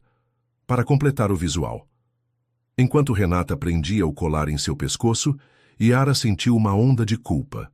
Estas pessoas a estavam tratando como família, dando-lhe presentes, confiança, um lar, e ela planejava confrontá-los com perguntas potencialmente dolorosas. Seria justo? Está tudo bem? Perguntou Renata, notando sua expressão perturbada. Sim, só... Emocionada, respondeu Yara, forçando um sorriso. Nunca imaginei estar em um lugar assim, vestida assim. Renata apertou suavemente seus ombros. Você merece isso e muito mais, Yara. Nunca duvide disso. A festa começou pontualmente às 11 da manhã. Dezenas de convidados, a maioria membros da alta sociedade brasiliense, políticos, empresários e suas famílias, circulavam pelos jardins, admirando a decoração impecável e comentando sobre o dramático resgate do pequeno herdeiro Monteiro. A história, embora mantida longe da imprensa por insistência de Ricardo, havia se espalhado nos círculos sociais da capital, adquirindo contornos quase mitológicos. Yara mantinha-se propositalmente na periferia das atenções, observando, mais do que participando. Notou como Ricardo e Fernando conduziam conversas de negócios mesmo durante a celebração, como Renata transitava com elegância entre diferentes grupos e como Cecília, imponente em seu conjunto de seda azul marinho, parecia avaliar cada convidado com olhos perspicazes. Eventualmente, foi impossível permanecer anônima.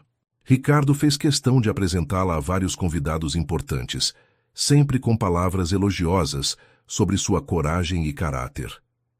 A cada nova introdução, Yara sentia-se mais desconfortável, não pelo tratamento respeitoso que recebia, mas por sentir-se como uma impostora, ocupando um lugar que talvez fosse seu por direito de nascença, não por mérito.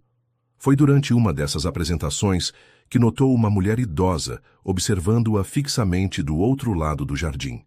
Diferente dos outros convidados, seu olhar não era de curiosidade ou avaliação social, mas de choque, como se tivesse visto um fantasma. Quem é aquela senhora? Perguntou Yara discretamente a Ricardo, quando tiveram um momento a sós. Ricardo seguiu seu olhar, e sua expressão mudou sutilmente. Helena Vasconcelos, antiga amiga da família, por quê? Ela está me olhando de um jeito estranho desde que chegou. Ricardo hesitou visivelmente antes de responder. Helena era muito próxima da minha irmã Sofia. Provavelmente está surpresa, com certas semelhanças. A menção direta a Sofia fez o coração de Yara acelerar. Era a primeira vez que Ricardo mencionava espontaneamente a irmã em sua presença. Sua irmã, repetiu Yara cuidadosamente. Eu não sabia que você tinha uma irmã. Tinha, respondeu Ricardo, seu tom indicando que o assunto era doloroso. Sofia deixou a família há muitos anos. Antes que Yara pudesse pressionar por mais informações, Gabriel começou a chorar, no colo da babá, claramente sobrecarregado com tanta agitação. Instintivamente, ela se aproximou e o pegou, acalmando-o com a facilidade que sempre a surpreendia.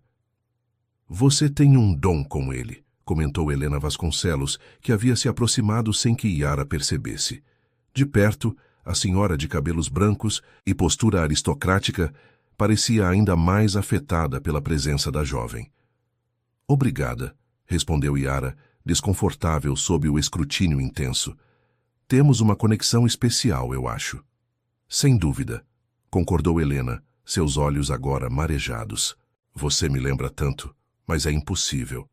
Ricardo interveio suavemente. Helena, por que não vamos até a mesa de bebidas? Estão servindo aquele vinho francês que você aprecia. Enquanto se afastavam, Yara pôde ouvir fragmentos da conversa. Um sussurro urgente de Helena. Ricardo, é como ver Sofia novamente, você não pode negar, seguido por uma resposta firme, mas inaudível de Ricardo. O restante da festa passou como um borrão para Yara. Ela se concentrou em Gabriel, usando o bebê como escudo contra perguntas curiosas e olhares avaliativos. Quando finalmente o último convidado se despediu, já no início da noite, sentiu-se exausta emocionalmente. Na quietude que se seguiu, enquanto ajudava a colocar Gabriel para dormir, tomou sua decisão final. Não podia mais adiar. Precisava saber a verdade, independentemente das consequências. Encontrou Ricardo em seu escritório, como esperava. O empresário parecia igualmente cansado, revisando distraidamente alguns papéis, enquanto um copo de uísque repousava intocado ao seu lado. Posso entrar? Perguntou Yara, batendo suavemente na porta entreaberta. Ricardo ergueu o olhar surpreso, mas assentiu. Claro, Yara. O que posso fazer por você? Ela entrou, fechando a porta atrás de si, e respirou fundo. Preciso perguntar algo, e gostaria de uma resposta honesta. A expressão de Ricardo tornou-se cautelosa, mas ele indicou a cadeira à sua frente. Sente-se, por favor. Yara permaneceu de pé, reunindo coragem.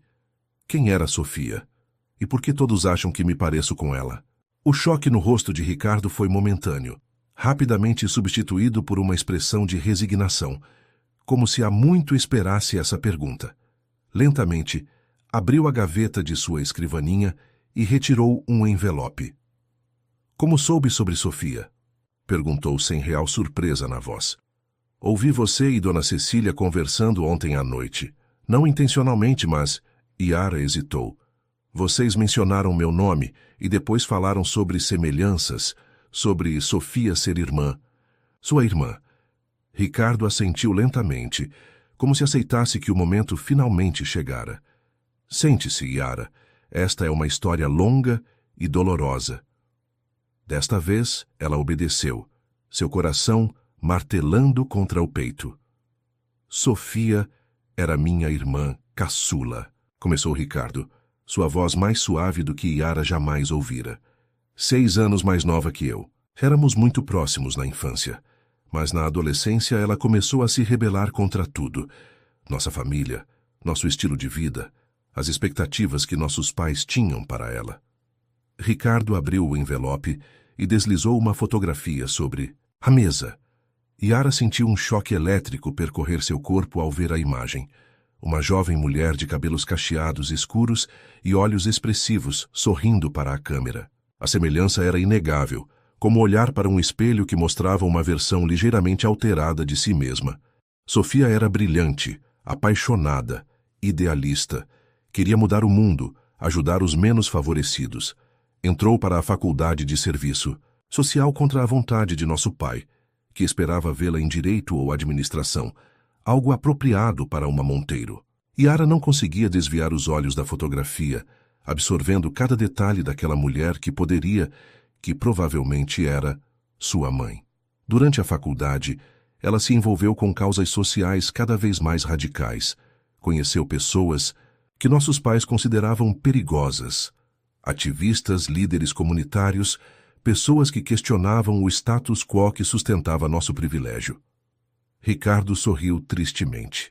Em retrospecto, acho que ela estava certa em muitas de suas críticas, mas na época eu estava tão imerso em construir minha carreira que não dei o apoio que ela precisava. Ele fez uma pausa, tomando um gole do uísque antes de continuar.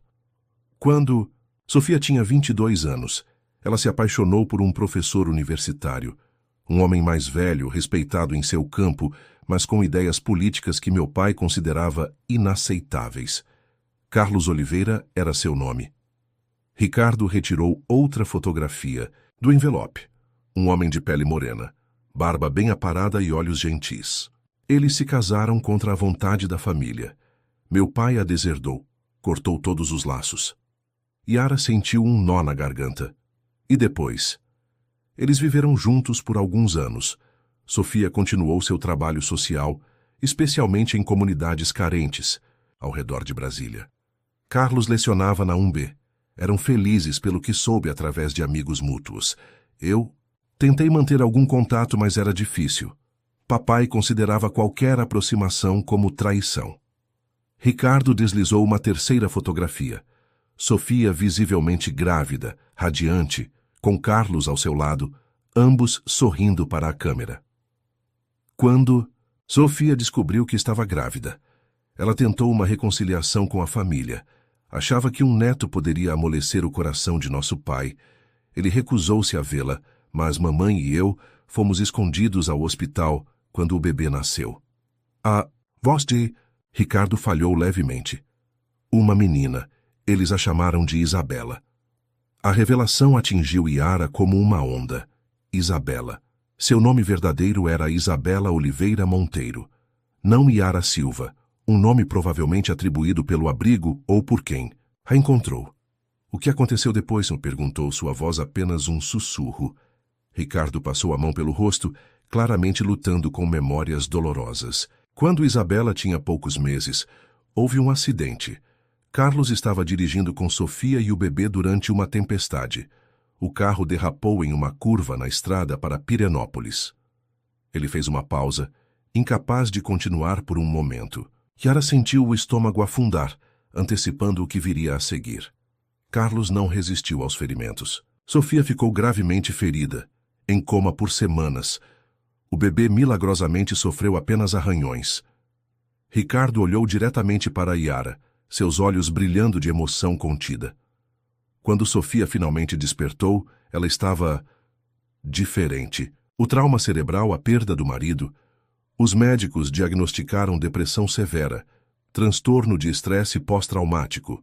Yara sentia cada palavra como um golpe físico, tentando reconstruir em sua mente a tragédia que havia moldado seu destino. Tentamos ajudá-la. Trouxemos Sofia e o bebê para esta casa, contratamos os melhores médicos. Por alguns meses, parecia que ela estava melhorando. Então, uma manhã, ela simplesmente desapareceu. Deixou uma carta dizendo que não conseguia mais suportar a dor, que não era capaz de ser mãe, que precisava encontrar seu próprio caminho para curar-se. E me deixou. Para trás, completou Yara, as palavras saindo como uma constatação, não uma acusação. Ricardo assentiu pesadamente. Deixou Isabela dormindo no berço, com o medalhão da família, o mesmo modelo que depois demos a Gabriel.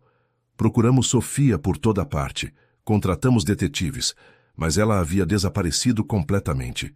Os anos passaram sem notícias. O que aconteceu comigo com Isabela? No início cuidamos dela aqui mesmo. Eu, Cecília, a equipe da casa. Mas meu pai estava envelhecendo com saúde frágil e insistia que a presença da neta o lembrava constantemente da traição de Sofia. Ele ameaçou deserdar a todos nós se continuássemos a criar a criança na família. Ricardo fechou os olhos, a vergonha evidente em sua expressão. Não tenho orgulho do que fizemos.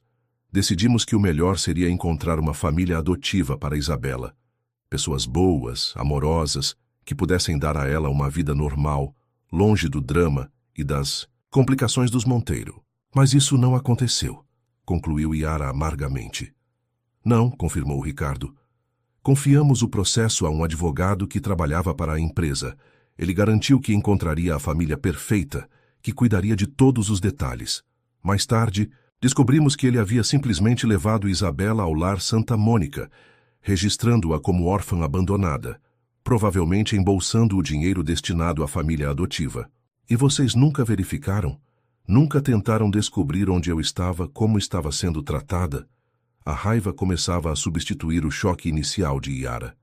Quando finalmente descobrimos o que havia acontecido, já haviam se passado quase 2 anos. O advogado morreu em um acidente de carro, sem deixar registros claros.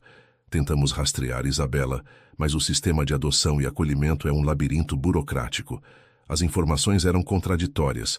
Alguns registros indicavam que você havia sido adotada, outros que havia sido transferida para outra instituição. Eventualmente, Ricardo parou, a culpa evidente em seu olhar. Eventualmente, a busca foi diminuindo. A vida seguiu. Meu pai faleceu, a empresa expandiu, Fernando nasceu. E Isabela tornou-se uma ferida que nunca cicatrizou completamente, mas que aprendemos a não tocar. Yara levantou-se abruptamente, incapaz de continuar sentada. Caminhou até a janela, observando a escuridão do jardim, enquanto tentava processar tudo o que acabara de ouvir. Toda a sua vida havia sido construída sobre mentiras, abandono e negligência, não apenas dos desconhecidos que a deixaram no abrigo, mas de sua própria família. Pessoas que tinham os recursos e o poder para encontrá-la, mas escolheram seguir em frente. Quando você encontrou Gabriel, continuou Ricardo suavemente, quando o trouxe para aquela farmácia, uma das câmeras de segurança capturou seu rosto. Foi Cecília quem notou primeiro a semelhança. Ela viu as imagens e imediatamente me ligou, dizendo que precisava ver a jovem que havia encontrado Gabriel, que havia algo familiar nela. Então, quando me convidou para vir morar aqui, foi por gratidão genuína pelo que fez por Gabriel e Yara. Mas sim, também havia a suspeita, a possibilidade que não ousávamos nomear abertamente. Ricardo aproximou-se lentamente. Quanto mais a conhecemos, mais certeza tínhamos. Os maneirismos, o sorriso, a forma como inclina a cabeça quando está concentrada, tudo. Lembra Sofia. E o teste de DNA que discretamente solicitamos há uma semana confirmou o que já sabíamos no coração. Você é Isabela, filha de Sofia, minha sobrinha. Yara, ou Isabela, sentiu as lágrimas finalmente escaparem, cascateando, livremente por seu rosto. Era demais para absorver de uma só vez. Sua identidade, sua história, sua família, tudo o que acreditava sobre si mesma desmoronando e sendo reconstruído em um instante. Por que não me contou assim que suspeitou? Por que esperar que eu descobrisse sozinha? Medo, admitiu Ricardo sinceramente. Medo de sua reação, medo de reviver o passado, medo de que você nos odiasse pelo que fizemos, ou deixamos de fazer. Queríamos conhecê-la primeiro, entender que tipo de pessoa você havia se tornado. Dar tempo para que se sentisse segura conosco antes de revelar uma verdade tão dolorosa. Yara balançou a cabeça, sentindo-se traída apesar da lógica nas palavras dele. E Sofia, ela ainda está viva? Não sabemos, respondeu Ricardo tristemente. Nunca mais tivemos notícias diretas. Houve rumores ao longo dos anos, avistamentos em comunidades alternativas no interior de Minas, depois em um ashram no sul, mais recentemente trabalhando com comunidades indígenas na Amazônia, mas nada confirmado.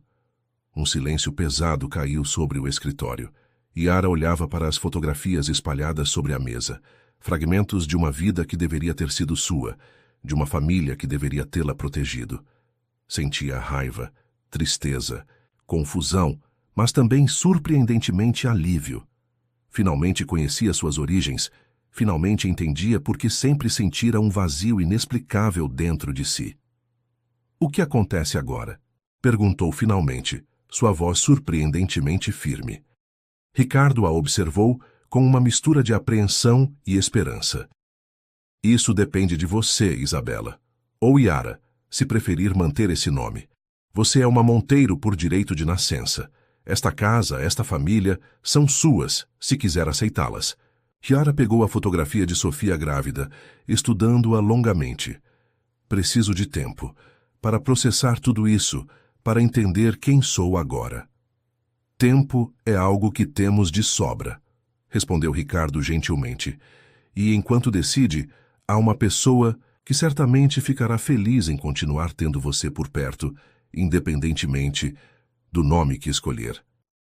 Como se invocado pelas palavras, o choro de Gabriel soou no monitor de bebê sobre a mesa de Ricardo.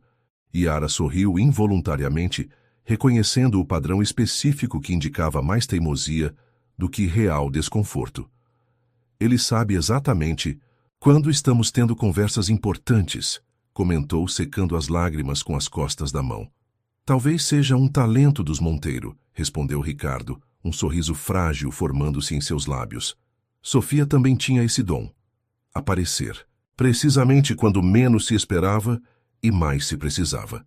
Yara assentiu, sentindo uma conexão estranha com aquela mãe que nunca conhecera. Aquela mulher que a havia deixado para trás, mas que, de alguma forma misteriosa, havia colocado seu caminho na rota exata para encontrar Gabriel tantos anos depois. "Vou ver o que ele precisa", disse, dirigindo-se à porta. Na soleira parou e virou-se para Ricardo. "Obrigada por me contar a verdade, por mais dolorosa que seja." Enquanto subia as escadas em direção ao quarto de Gabriel, Yara, ou Isabela, sentia-se como se flutuasse entre dois mundos, duas identidades, duas vidas. O passado e o presente finalmente se conectavam, formando uma ponte para um futuro que, pela primeira vez, parecia aberto a possibilidades que jamais imaginara. Os meses que se seguiram à revelação foram de profunda transformação para Yara, ou Isabela, como começava a se reconhecer em seus momentos mais privados. A verdade sobre suas origens havia desencadeado um turbilhão emocional que ainda estava aprendendo a navegar. Raiva, tristeza, gratidão, esperança. Todas essas emoções se alternavam, às vezes coexistindo em um mesmo instante. Ricardo manteve sua palavra, dando a ela todo o espaço e tempo necessários para processar sua nova realidade. Não houve pressão para que assumisse o sobrenome Monteiro, ou qualquer papel específico na família. A única constante inalterada era sua relação com Gabriel, que crescia e se desenvolvia rapidamente, agora já engatinhando pela mansão e balbuciando suas primeiras palavras reconhecíveis.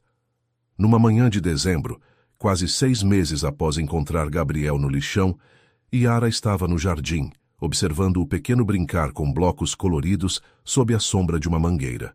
O cabelo do bebê, agora mais longo, formava cachinhos dourados que brilhavam ao sol, e seus olhos azuis, os mesmos de Ricardo, os mesmos que teriam sido de seu avô, fixavam-se com determinação na torre que tentava construir.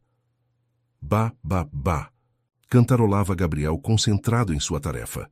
"Isso mesmo, você consegue", encorajou Yara, sorrindo ao ver sua perseverança. De seu lugar na grama podia observar a mansão que, gradualmente, começava a sentir como um lar legítimo. Seus estudos progrediam em ritmo acelerado. Os professores particulares não escondiam a surpresa com sua capacidade de absorver conhecimento, compensando anos de educação formal perdida com uma determinação inabalável. Ricardo havia oferecido contratá-la oficialmente para a Fundação Monteiro, a ala filantrópica da empresa familiar, que financiava projetos sociais em todo o país. A ideia era permitir que ela canalizasse sua experiência de vida e seu conhecimento das necessidades reais das comunidades carentes para direcionar melhor os recursos. Yara ainda considerava a proposta, atraída pela possibilidade de ajudar pessoas em situações semelhantes à que vivera, mas cautelosa quanto a se tornar definitivamente parte do mundo Monteiro. Seus pensamentos foram interrompidos pelo som. de passos se aproximando. Era Cecília, caminhando pelo jardim com a ajuda de uma bengala elegante, uma concessão recente à artrite que começava a afetar sua mobilidade, embora não diminuísse em nada sua presença imponente. "Posso me juntar a vocês?" perguntou a matriarca, indicando o banco de jardim próximo a Yara. "Claro", respondeu Yara, ainda um pouco hesitante em suas interações com a avó, que nunca conhecera adequadamente. Cecília sentou-se com a graça de décadas de treinamento social, observando Gabriel com evidente adoração. O bebê, notando sua presença, abandonou imediatamente os blocos e engatinhou em sua direção, emitindo gritinhos animados. "Venha cá, meu príncipe", chamou Cecília, inclinando-se para pegá-lo. Com o neto no colo, voltou-se para Yara. "Ele está cada dia mais esperto." "E mais teimoso", acrescentou Yara com um sorriso. "Ontem descobriu como abrir a gaveta baixa do armário da cozinha. Dona Cida quase teve um ataque quando o encontrou brincando com as colheres de pau." Cecília riu, um som surpreendentemente jovial vindo de uma mulher tão austera. Fernando era exatamente assim na idade dele. E Sofia? Ela parou lançando um olhar cauteloso para Yara. Sofia também era incrivelmente determinada desde bebê. A menção à mãe que nunca conhecera ainda causava um aperto no peito de Yara, mas já não era tão doloroso quanto nos primeiros dias após a revelação. "Ricardo me mostrou algumas fotos dela", comentou, testando as águas daquela conversa delicada. "Disse que éramos muito parecidas." "Mais do que você imagina", respondeu Cecília, ajustando Gabriel em seu colo. "Não é apenas a aparência física, é o espírito, a forma como enfrenta o mundo. Sofia tinha essa mesma luz nos olhos, esse mesmo fogo interior." "A rebelde da família", observou Yara, repetindo o termo que Ricardo usara para descrever a irmã. "Rebelde sim, mas com causa. Sofia enxergava injustiças que o resto de nós preferia ignorar, confortáveis em nosso privilégio." Cecília fez uma pausa, seus olhos distantes, perdidos em memórias. "Eu fui dura demais com ela. Apoiei meu marido quando ele a repudiou, quando deveria ter sido a ponte entre eles. É um dos maiores arrependimentos da minha vida." A sinceridade inesperada da confissão tocou Yara. Era a primeira vez que Cecília demonstrava vulnerabilidade em sua presença. "Por que está me contando isso agora?" "Porque você merece saber que o que aconteceu não foi culpa de Sofia, não inteiramente. Nós a pressionamos a se encaixar em um molde que nunca foi feito para ela. Quando ela resistiu, reagimos com rigidez em vez de compreensão." Cecília ajustou o broche de pérolas em seu vestido, um gesto que Yara já identificara como sinal de nervosismo. "E quando ela mais precisou de nós, após o acidente, não soubemos realmente como ajudá-la." Gabriel começou a se agitar no colo da bisavó, estendendo os braços para Yara. Cecília o entregou gentilmente, observando como ele imediatamente se acalmava ao ser acolhido pela jovem. "Vê como ele confia em você, como sabe instintivamente que está seguro em seus braços." A voz de Cecília embargou levemente. "É assim que deveria ter sido entre você e Sofia, entre você e todos nós." Yara sentiu lágrimas se formando, mas as conteve. "O passado não pode ser mudado." Não pode, mas o futuro ainda está sendo escrito." Cecília retirou um envelope da bolsa que trazia consigo. "É por isso que tomei a liberdade de fazer algo que talvez você considere uma intromissão." Curiosa, Yara aceitou o envelope, ajustando Gabriel em seu colo para poder abri-lo. Dentro encontrou documentos oficiais, certidões, registros, papéis legais com timbres governamentais. "O que é isso?" e perguntou confusa. "Sua identidade restaurada", respondeu Cecília simplesmente. "Seu nome de nascimento, sua filiação correta, seu lugar na família Monteiro legalmente reconhecido. Não é uma adoção retroativa, é uma retificação da verdade que nunca deveria ter sido ocultada." Yara, agora oficialmente Isabela Oliveira Monteiro, folheou os documentos com mãos trêmulas. Era surreal ver seu verdadeiro nome impresso em papel, ver-se reconhecida como filha de Sofia Monteiro e Carlos Oliveira, neta de Antônio e Cecília Monteiro, sobrinha de Ricardo. Como conseguiu isso? Perguntou atônita. Tenho meus recursos, respondeu Cecília com um leve sorriso. Décadas construindo relações em Brasília servem para algo. Mas mais importante que isso, tinha a verdade ao meu lado. E evidências. O teste de DNA, registros hospitalares do seu nascimento que... Guardei todos esses anos, fotografias, testemunhas do período em que você viveu conosco antes de ser abandonada pela segunda vez, completou Yara Isabela, sem conseguir conter a pontada de amargura. Cecília aceitou a acusação implícita com dignidade. Sim, um erro imperdoável que nunca poderemos desfazer completamente, mas que talvez possamos com o tempo compensar de alguma forma. Gabriel, alheio à intensidade do momento, começou a brincar com o colar que Yara usava, o mesmo que Renata lhe dera para a festa de 7 meses, agora um acessório frequente. Seus dedinhos exploravam a pequena esmeralda com fascínio.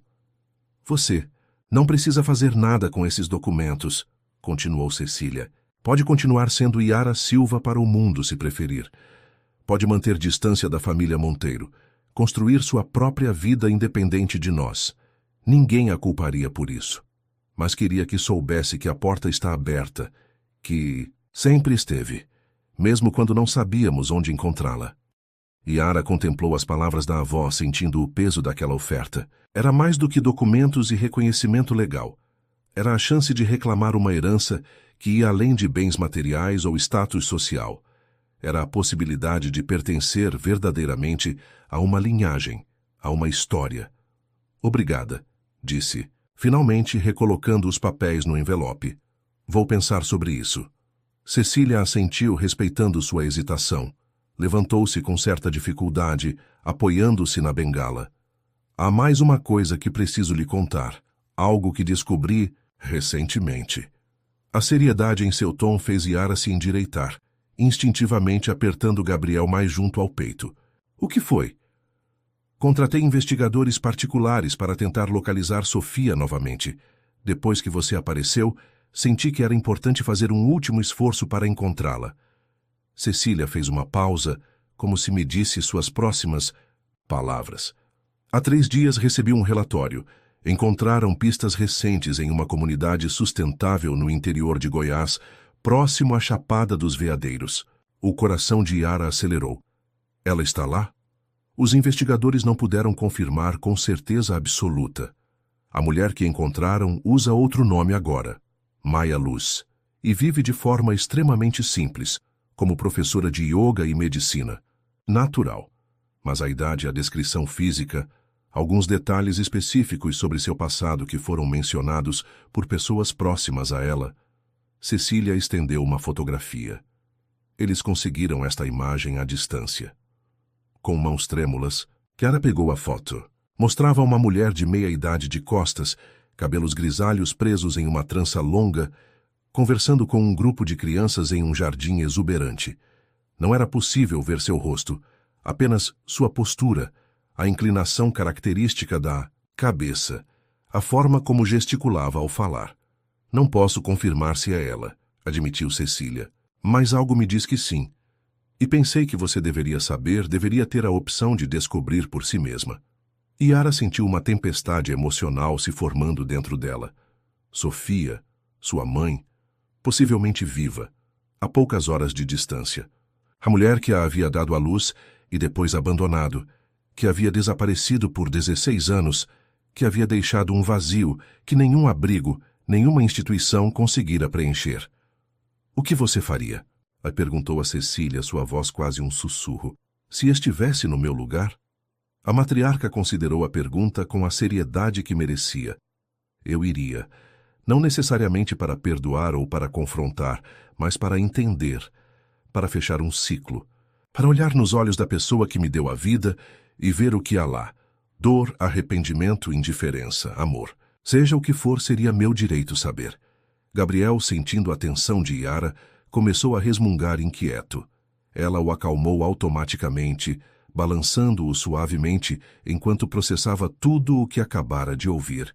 Preciso pensar sobre isso também, disse finalmente.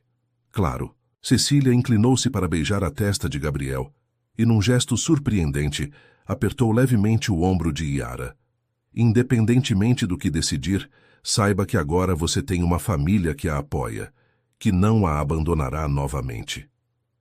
Enquanto observava Cecília retornar lentamente para a casa, Yara sentiu uma estranha sensação de paz começar a se formar em meio à tempestade emocional. Era como se peças de um quebra-cabeça complexo finalmente começassem a se encaixar, revelando um padrão que sempre estivera lá apenas esperando para ser descoberto. Naquela noite, após colocar Gabriel para dormir, Yara sentou-se na varanda de seu quarto, observando as luzes de Brasília ao longe. Tinha os documentos fornecidos por Cecília espalhados sobre a mesa, junto com a fotografia da mulher que poderia ser Sofia. A seu lado, um laptop aberto mostrava um mapa da região da Chapada dos Veadeiros, com uma pequena comunidade chamada Vale da Lua destacada, o local onde os investigadores haviam encontrado Maia Luz. A decisão cristalizava-se lentamente em sua mente. Precisava ir. Precisava ver por si mesma. Não para buscar uma mãe que nunca tivera, não para exigir explicações ou perdão, simplesmente para completar sua própria história, para entender as circunstâncias que a haviam moldado, para olhar nos olhos da mulher que compartilhava seu sangue e dizer: sobrevivi. Tornei-me alguém. Encontrei meu próprio caminho. Uma batida suave na porta interrompeu seus pensamentos. Era Ricardo, trazendo uma xícara de chá. Pensei que pudesse querer isso, disse ele, colocando a bebida quente ao lado dela. Cecília me contou sobre a conversa de vocês. Yara assentiu, agradecendo com um gesto. Estou pensando em ir até lá, ver se é realmente ela. Imaginei que estaria. Ricardo sentou-se na cadeira ao lado, observando as luzes da cidade junto com ela. Quer companhia? A oferta a surpreendeu. Você iria comigo? Se quiser. Ou posso apenas providenciar o transporte, acomodações, o que for necessário para que vá confortavelmente. Ele fez uma pausa. Ou pode ir completamente sozinha, se preferir. Respeitarei qualquer decisão. Yara considerou as opções. Parte dela queria enfrentar esse momento sozinha, como enfrentara tantos outros desafios em sua vida. Mas outra parte, uma parte que estava aprendendo a aceitar, reconhecia o valor de ter apoio, de não precisar carregar todos os fardos isoladamente. Acho que gostaria que viesse comigo, disse finalmente. Mas quero ser eu, a falar com ela se for realmente Sofia. Claro, Ricardo olhou para os documentos sobre a mesa. E quanto a estes, já decidiu? Yara tocou a certidão que oficializava seu nome verdadeiro. Ainda não sei se quero ser publicamente Isabela Monteiro. Há muita responsabilidade, muita história nesse nome. O nome não define quem você é, respondeu Ricardo gentilmente. São suas escolhas, suas ações que importam. Isabela e Yara. Qualquer que seja o nome que escolha, você continua sendo a mesma pessoa que encontrou Gabriel naquele lixão, que o aqueceu, alimentou e protegeu sem pensar duas vezes. As palavras tocaram Yara profundamente. Obrigada por isso. Por mim. Ver além do nome, além da história. É o mínimo que posso fazer, depois de tantos anos não vendo você completamente. Ricardo levantou-se, respeitando seu espaço. Vou providenciar tudo para a viagem. Quando quiser partir, é só me avisar. Quando Ricardo saiu, Yara voltou-se novamente para a vista noturna, sentindo uma determinação renovada surgir dentro dela. Independentemente do que encontrasse na Chapada dos Veadeiros, fosse Sofia, ou apenas mais um beco sem saída na busca por suas origens, sabia que retornaria mais forte, mais completa. Gabriel havia se tornado sua âncora, sua conexão, com um futuro que antes parecia impossível. A família Monteiro, com todas suas complexidades e contradições, oferecia agora uma estrutura que poderia sustentar seus sonhos, não mais como uma intrusa ou uma adotada por caridade, mas como alguém que pertencia legitimamente àquele universo. E, talvez, apenas talvez, o encontro com Sofia, se realmente fosse ela, pudesse completar o círculo, fechar feridas antigas e abrir possibilidades que nunca ousara imaginar. Uma semana depois, Yara encontrava-se em uma pequena estrada de terra, com Ricardo ao seu lado, aproximando-se da comunidade Vale da Lua. O lugar era de uma beleza serena, montanhas suaves ao fundo, campos verdejantes pontilhados de flores silvestres, construções simples mas harmoniosas, integradas à paisagem natural. Seguindo as instruções dos investigadores, dirigiram-se a uma casa de 2 andares construída com técnicas sustentáveis, paredes de taipa, telhado verde, painéis solares. No jardim frontal, repleto de ervas medicinais e flores coloridas, uma mulher estava ajoelhada cuidando de um canteiro. Mesmo de costas, mesmo com os cabelos agora grisalhos, Yara reconheceu imediatamente a inclinação característica da cabeça, a forma como os ombros se moviam ao trabalhar, gestos que ela mesma fazia sem perceber, gestos que havia visto nas fotografias antigas mostradas por Ricardo. Seu coração acelerou. Respirou fundo, apertando brevemente a mão de Ricardo para buscar força, e então caminhou sozinha em direção à mulher. "Com licença", chamou, sua voz mais firme do que esperava. "Estou procurando por Sofia Monteiro." A mulher congelou momentaneamente, então lentamente virou-se. O rosto que encontrou, o seu era mais envelhecido que nas fotografias, marcado por linhas que falavam de sol, vento, risos e lágrimas. Mas os olhos, os mesmos olhos que Yara via no espelho todos os dias, arregalaram-se em reconhecimento imediato, choque e algo mais profundo, algo que parecia uma mistura de medo e esperança. "Isabela?", sussurrou a mulher, sua voz trêmula. É você?" Yara sentiu o mundo girar ao seu redor. Anos de perguntas sem resposta, de vazios inexplicáveis, de sonhos sobre uma mãe cujo rosto não conseguia imaginar. Tudo culminando neste momento, neste encontro que parecia simultaneamente inevitável e impossível. "Sim", respondeu simplesmente.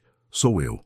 Sofia, porque era ela, sem dúvida alguma era ela, levantou-se lentamente, suas mãos sujas de terra tremendo visivelmente. Parecia não saber o que fazer, como reagir, como processar a aparição súbita da filha que abandonara 16 anos atrás. Como me encontrou?" "É uma longa história", respondeu Yara, sentindo uma calma surpreendente diante da emoção visível de Sofia. "Uma história que começa com um bebê perdido em um lixão e termina aqui, neste jardim." Sofia olhou além dela, notando Ricardo parado à distância respeitosa. Seu rosto demonstrou reconhecimento, depois algo próximo ao pânico. "Ricardo também está aqui", murmurou, mais para si mesma que para Yara. "Ele me ajudou a encontrá-la. Mas vim por minha própria decisão." "Você está tão crescida, tão bonita." Sofia deu um passo hesitante em sua direção. Depois parou, claramente insegura se tinha o direito de se aproximar mais. "Eu pensei em você todos os dias destes 16 anos." "Mas nunca voltou para me procurar", observou Yara, não como acusação, mas como constatação de um fato que precisava ser nomeado. Sofia baixou os olhos, a vergonha evidente em sua postura. "Não, e esse será sempre o maior erro da minha vida, a dor que nunca pude superar completamente." Ela ergueu o olhar novamente, enfrentando a filha com uma honestidade crua. "Não espero seu perdão, Isabela. Só quero que saiba que não foi por falta de amor. Foi por acreditar em meu estado mental devastado pela perda e pelo trauma, que você estaria melhor sem uma mãe quebrada, incapaz de oferecer estabilidade." O silêncio que se seguiu foi preenchido apenas pelos sons da natureza ao redor. Pássaros cantando, o vento suave nas folhas. A vida seguindo seu curso imperturbável como havia feito durante todos os anos de separação. "Gostaria de entrar?", se convidou Sofia finalmente. "Podemos conversar melhor lá dentro. Tenho muito para lhe contar, sobre seu pai, sobre mim, sobre as escolhas que fiz, se quiser ouvir." Yara assentiu lentamente. "É por isso que vim, para ouvir, para entender." Com um gesto, chamou Ricardo para se juntar a elas. Os três, pai, filha, neta, irmão, irmã, sobrinha, os fragmentos de uma família há muito separada. Caminharam juntos em direção à casa simples onde Sofia havia reconstruído sua vida. O que aconteceu nas horas seguintes foi uma conversa que havia esperado 16 anos para acontecer. Sofia contou sobre seu amor por Carlos, sobre a alegria do nascimento de Isabela, sobre o acidente que destruiu seu mundo e sua mente. Falou sobre a depressão profunda que a consumiu, sobre o medo paralisante de não ser capaz de criar adequadamente uma filha, sobre a decisão, que agora reconhecia como produto de uma mente adoecida, de deixar a bebê com a família que acreditava poder oferecer mais do que ela jamais poderia. Contou sobre os anos de peregrinação, buscando cura em terapias alternativas, comunidades espirituais, trabalho voluntário com pessoas em situação ainda mais desesperadora que a sua. Falou sobre a culpa que nunca a abandonou, sobre as inúmeras vezes que pensou em voltar, apenas para ser paralisada pelo medo de descobrir que era tarde demais, que Isabela havia sido adotada por uma família amorosa e não precisava da mãe, que a abandonara. Ricardo, por sua vez, assumiu a responsabilidade pela forma como a família havia lidado com a situação, a falha em procurar Isabela mais arduamente, a decisão de eventualmente seguir em frente, o silêncio que se formou ao redor do assunto ao longo dos anos. E Yara, ou Isabela, pois naquele momento os dois nomes começavam a se fundir em sua identidade, contou sua própria jornada. A infância no abrigo, os anos nas ruas, a luta diária pela sobrevivência, e então o momento transformador em que encontrou Gabriel. Como esse encontro improvável havia reconectado os fios soltos de seu destino, trazendo-a de volta ao círculo familiar que nunca deveria ter perdido.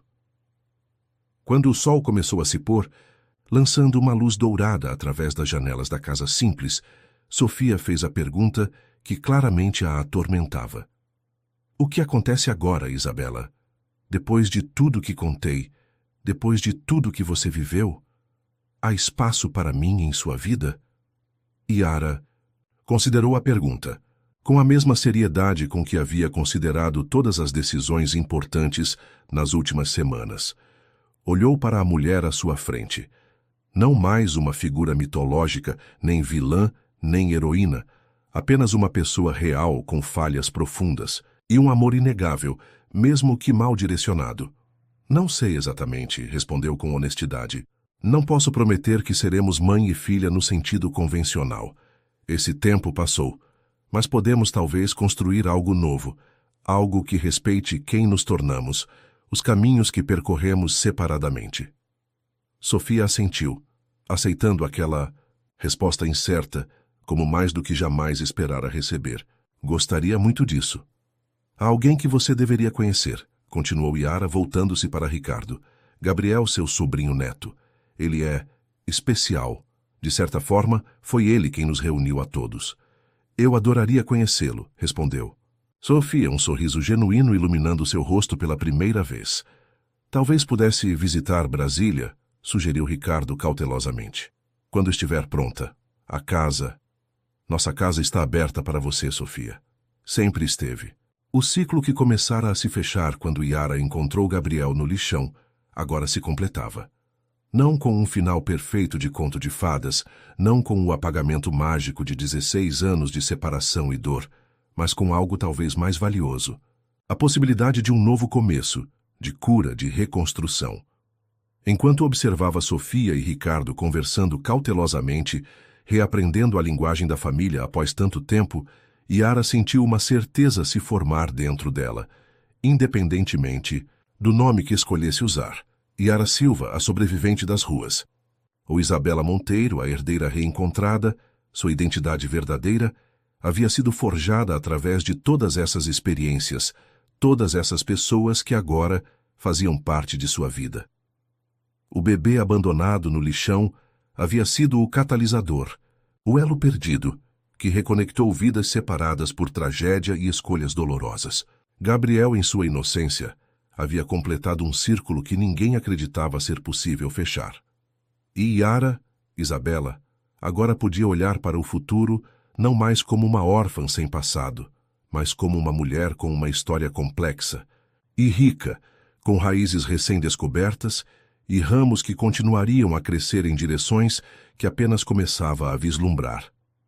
A menina do lixão que salvara um herdeiro havia, sem saber, salvado a si mesma no processo. E nesse salvamento mútuo, nesse entrelaçamento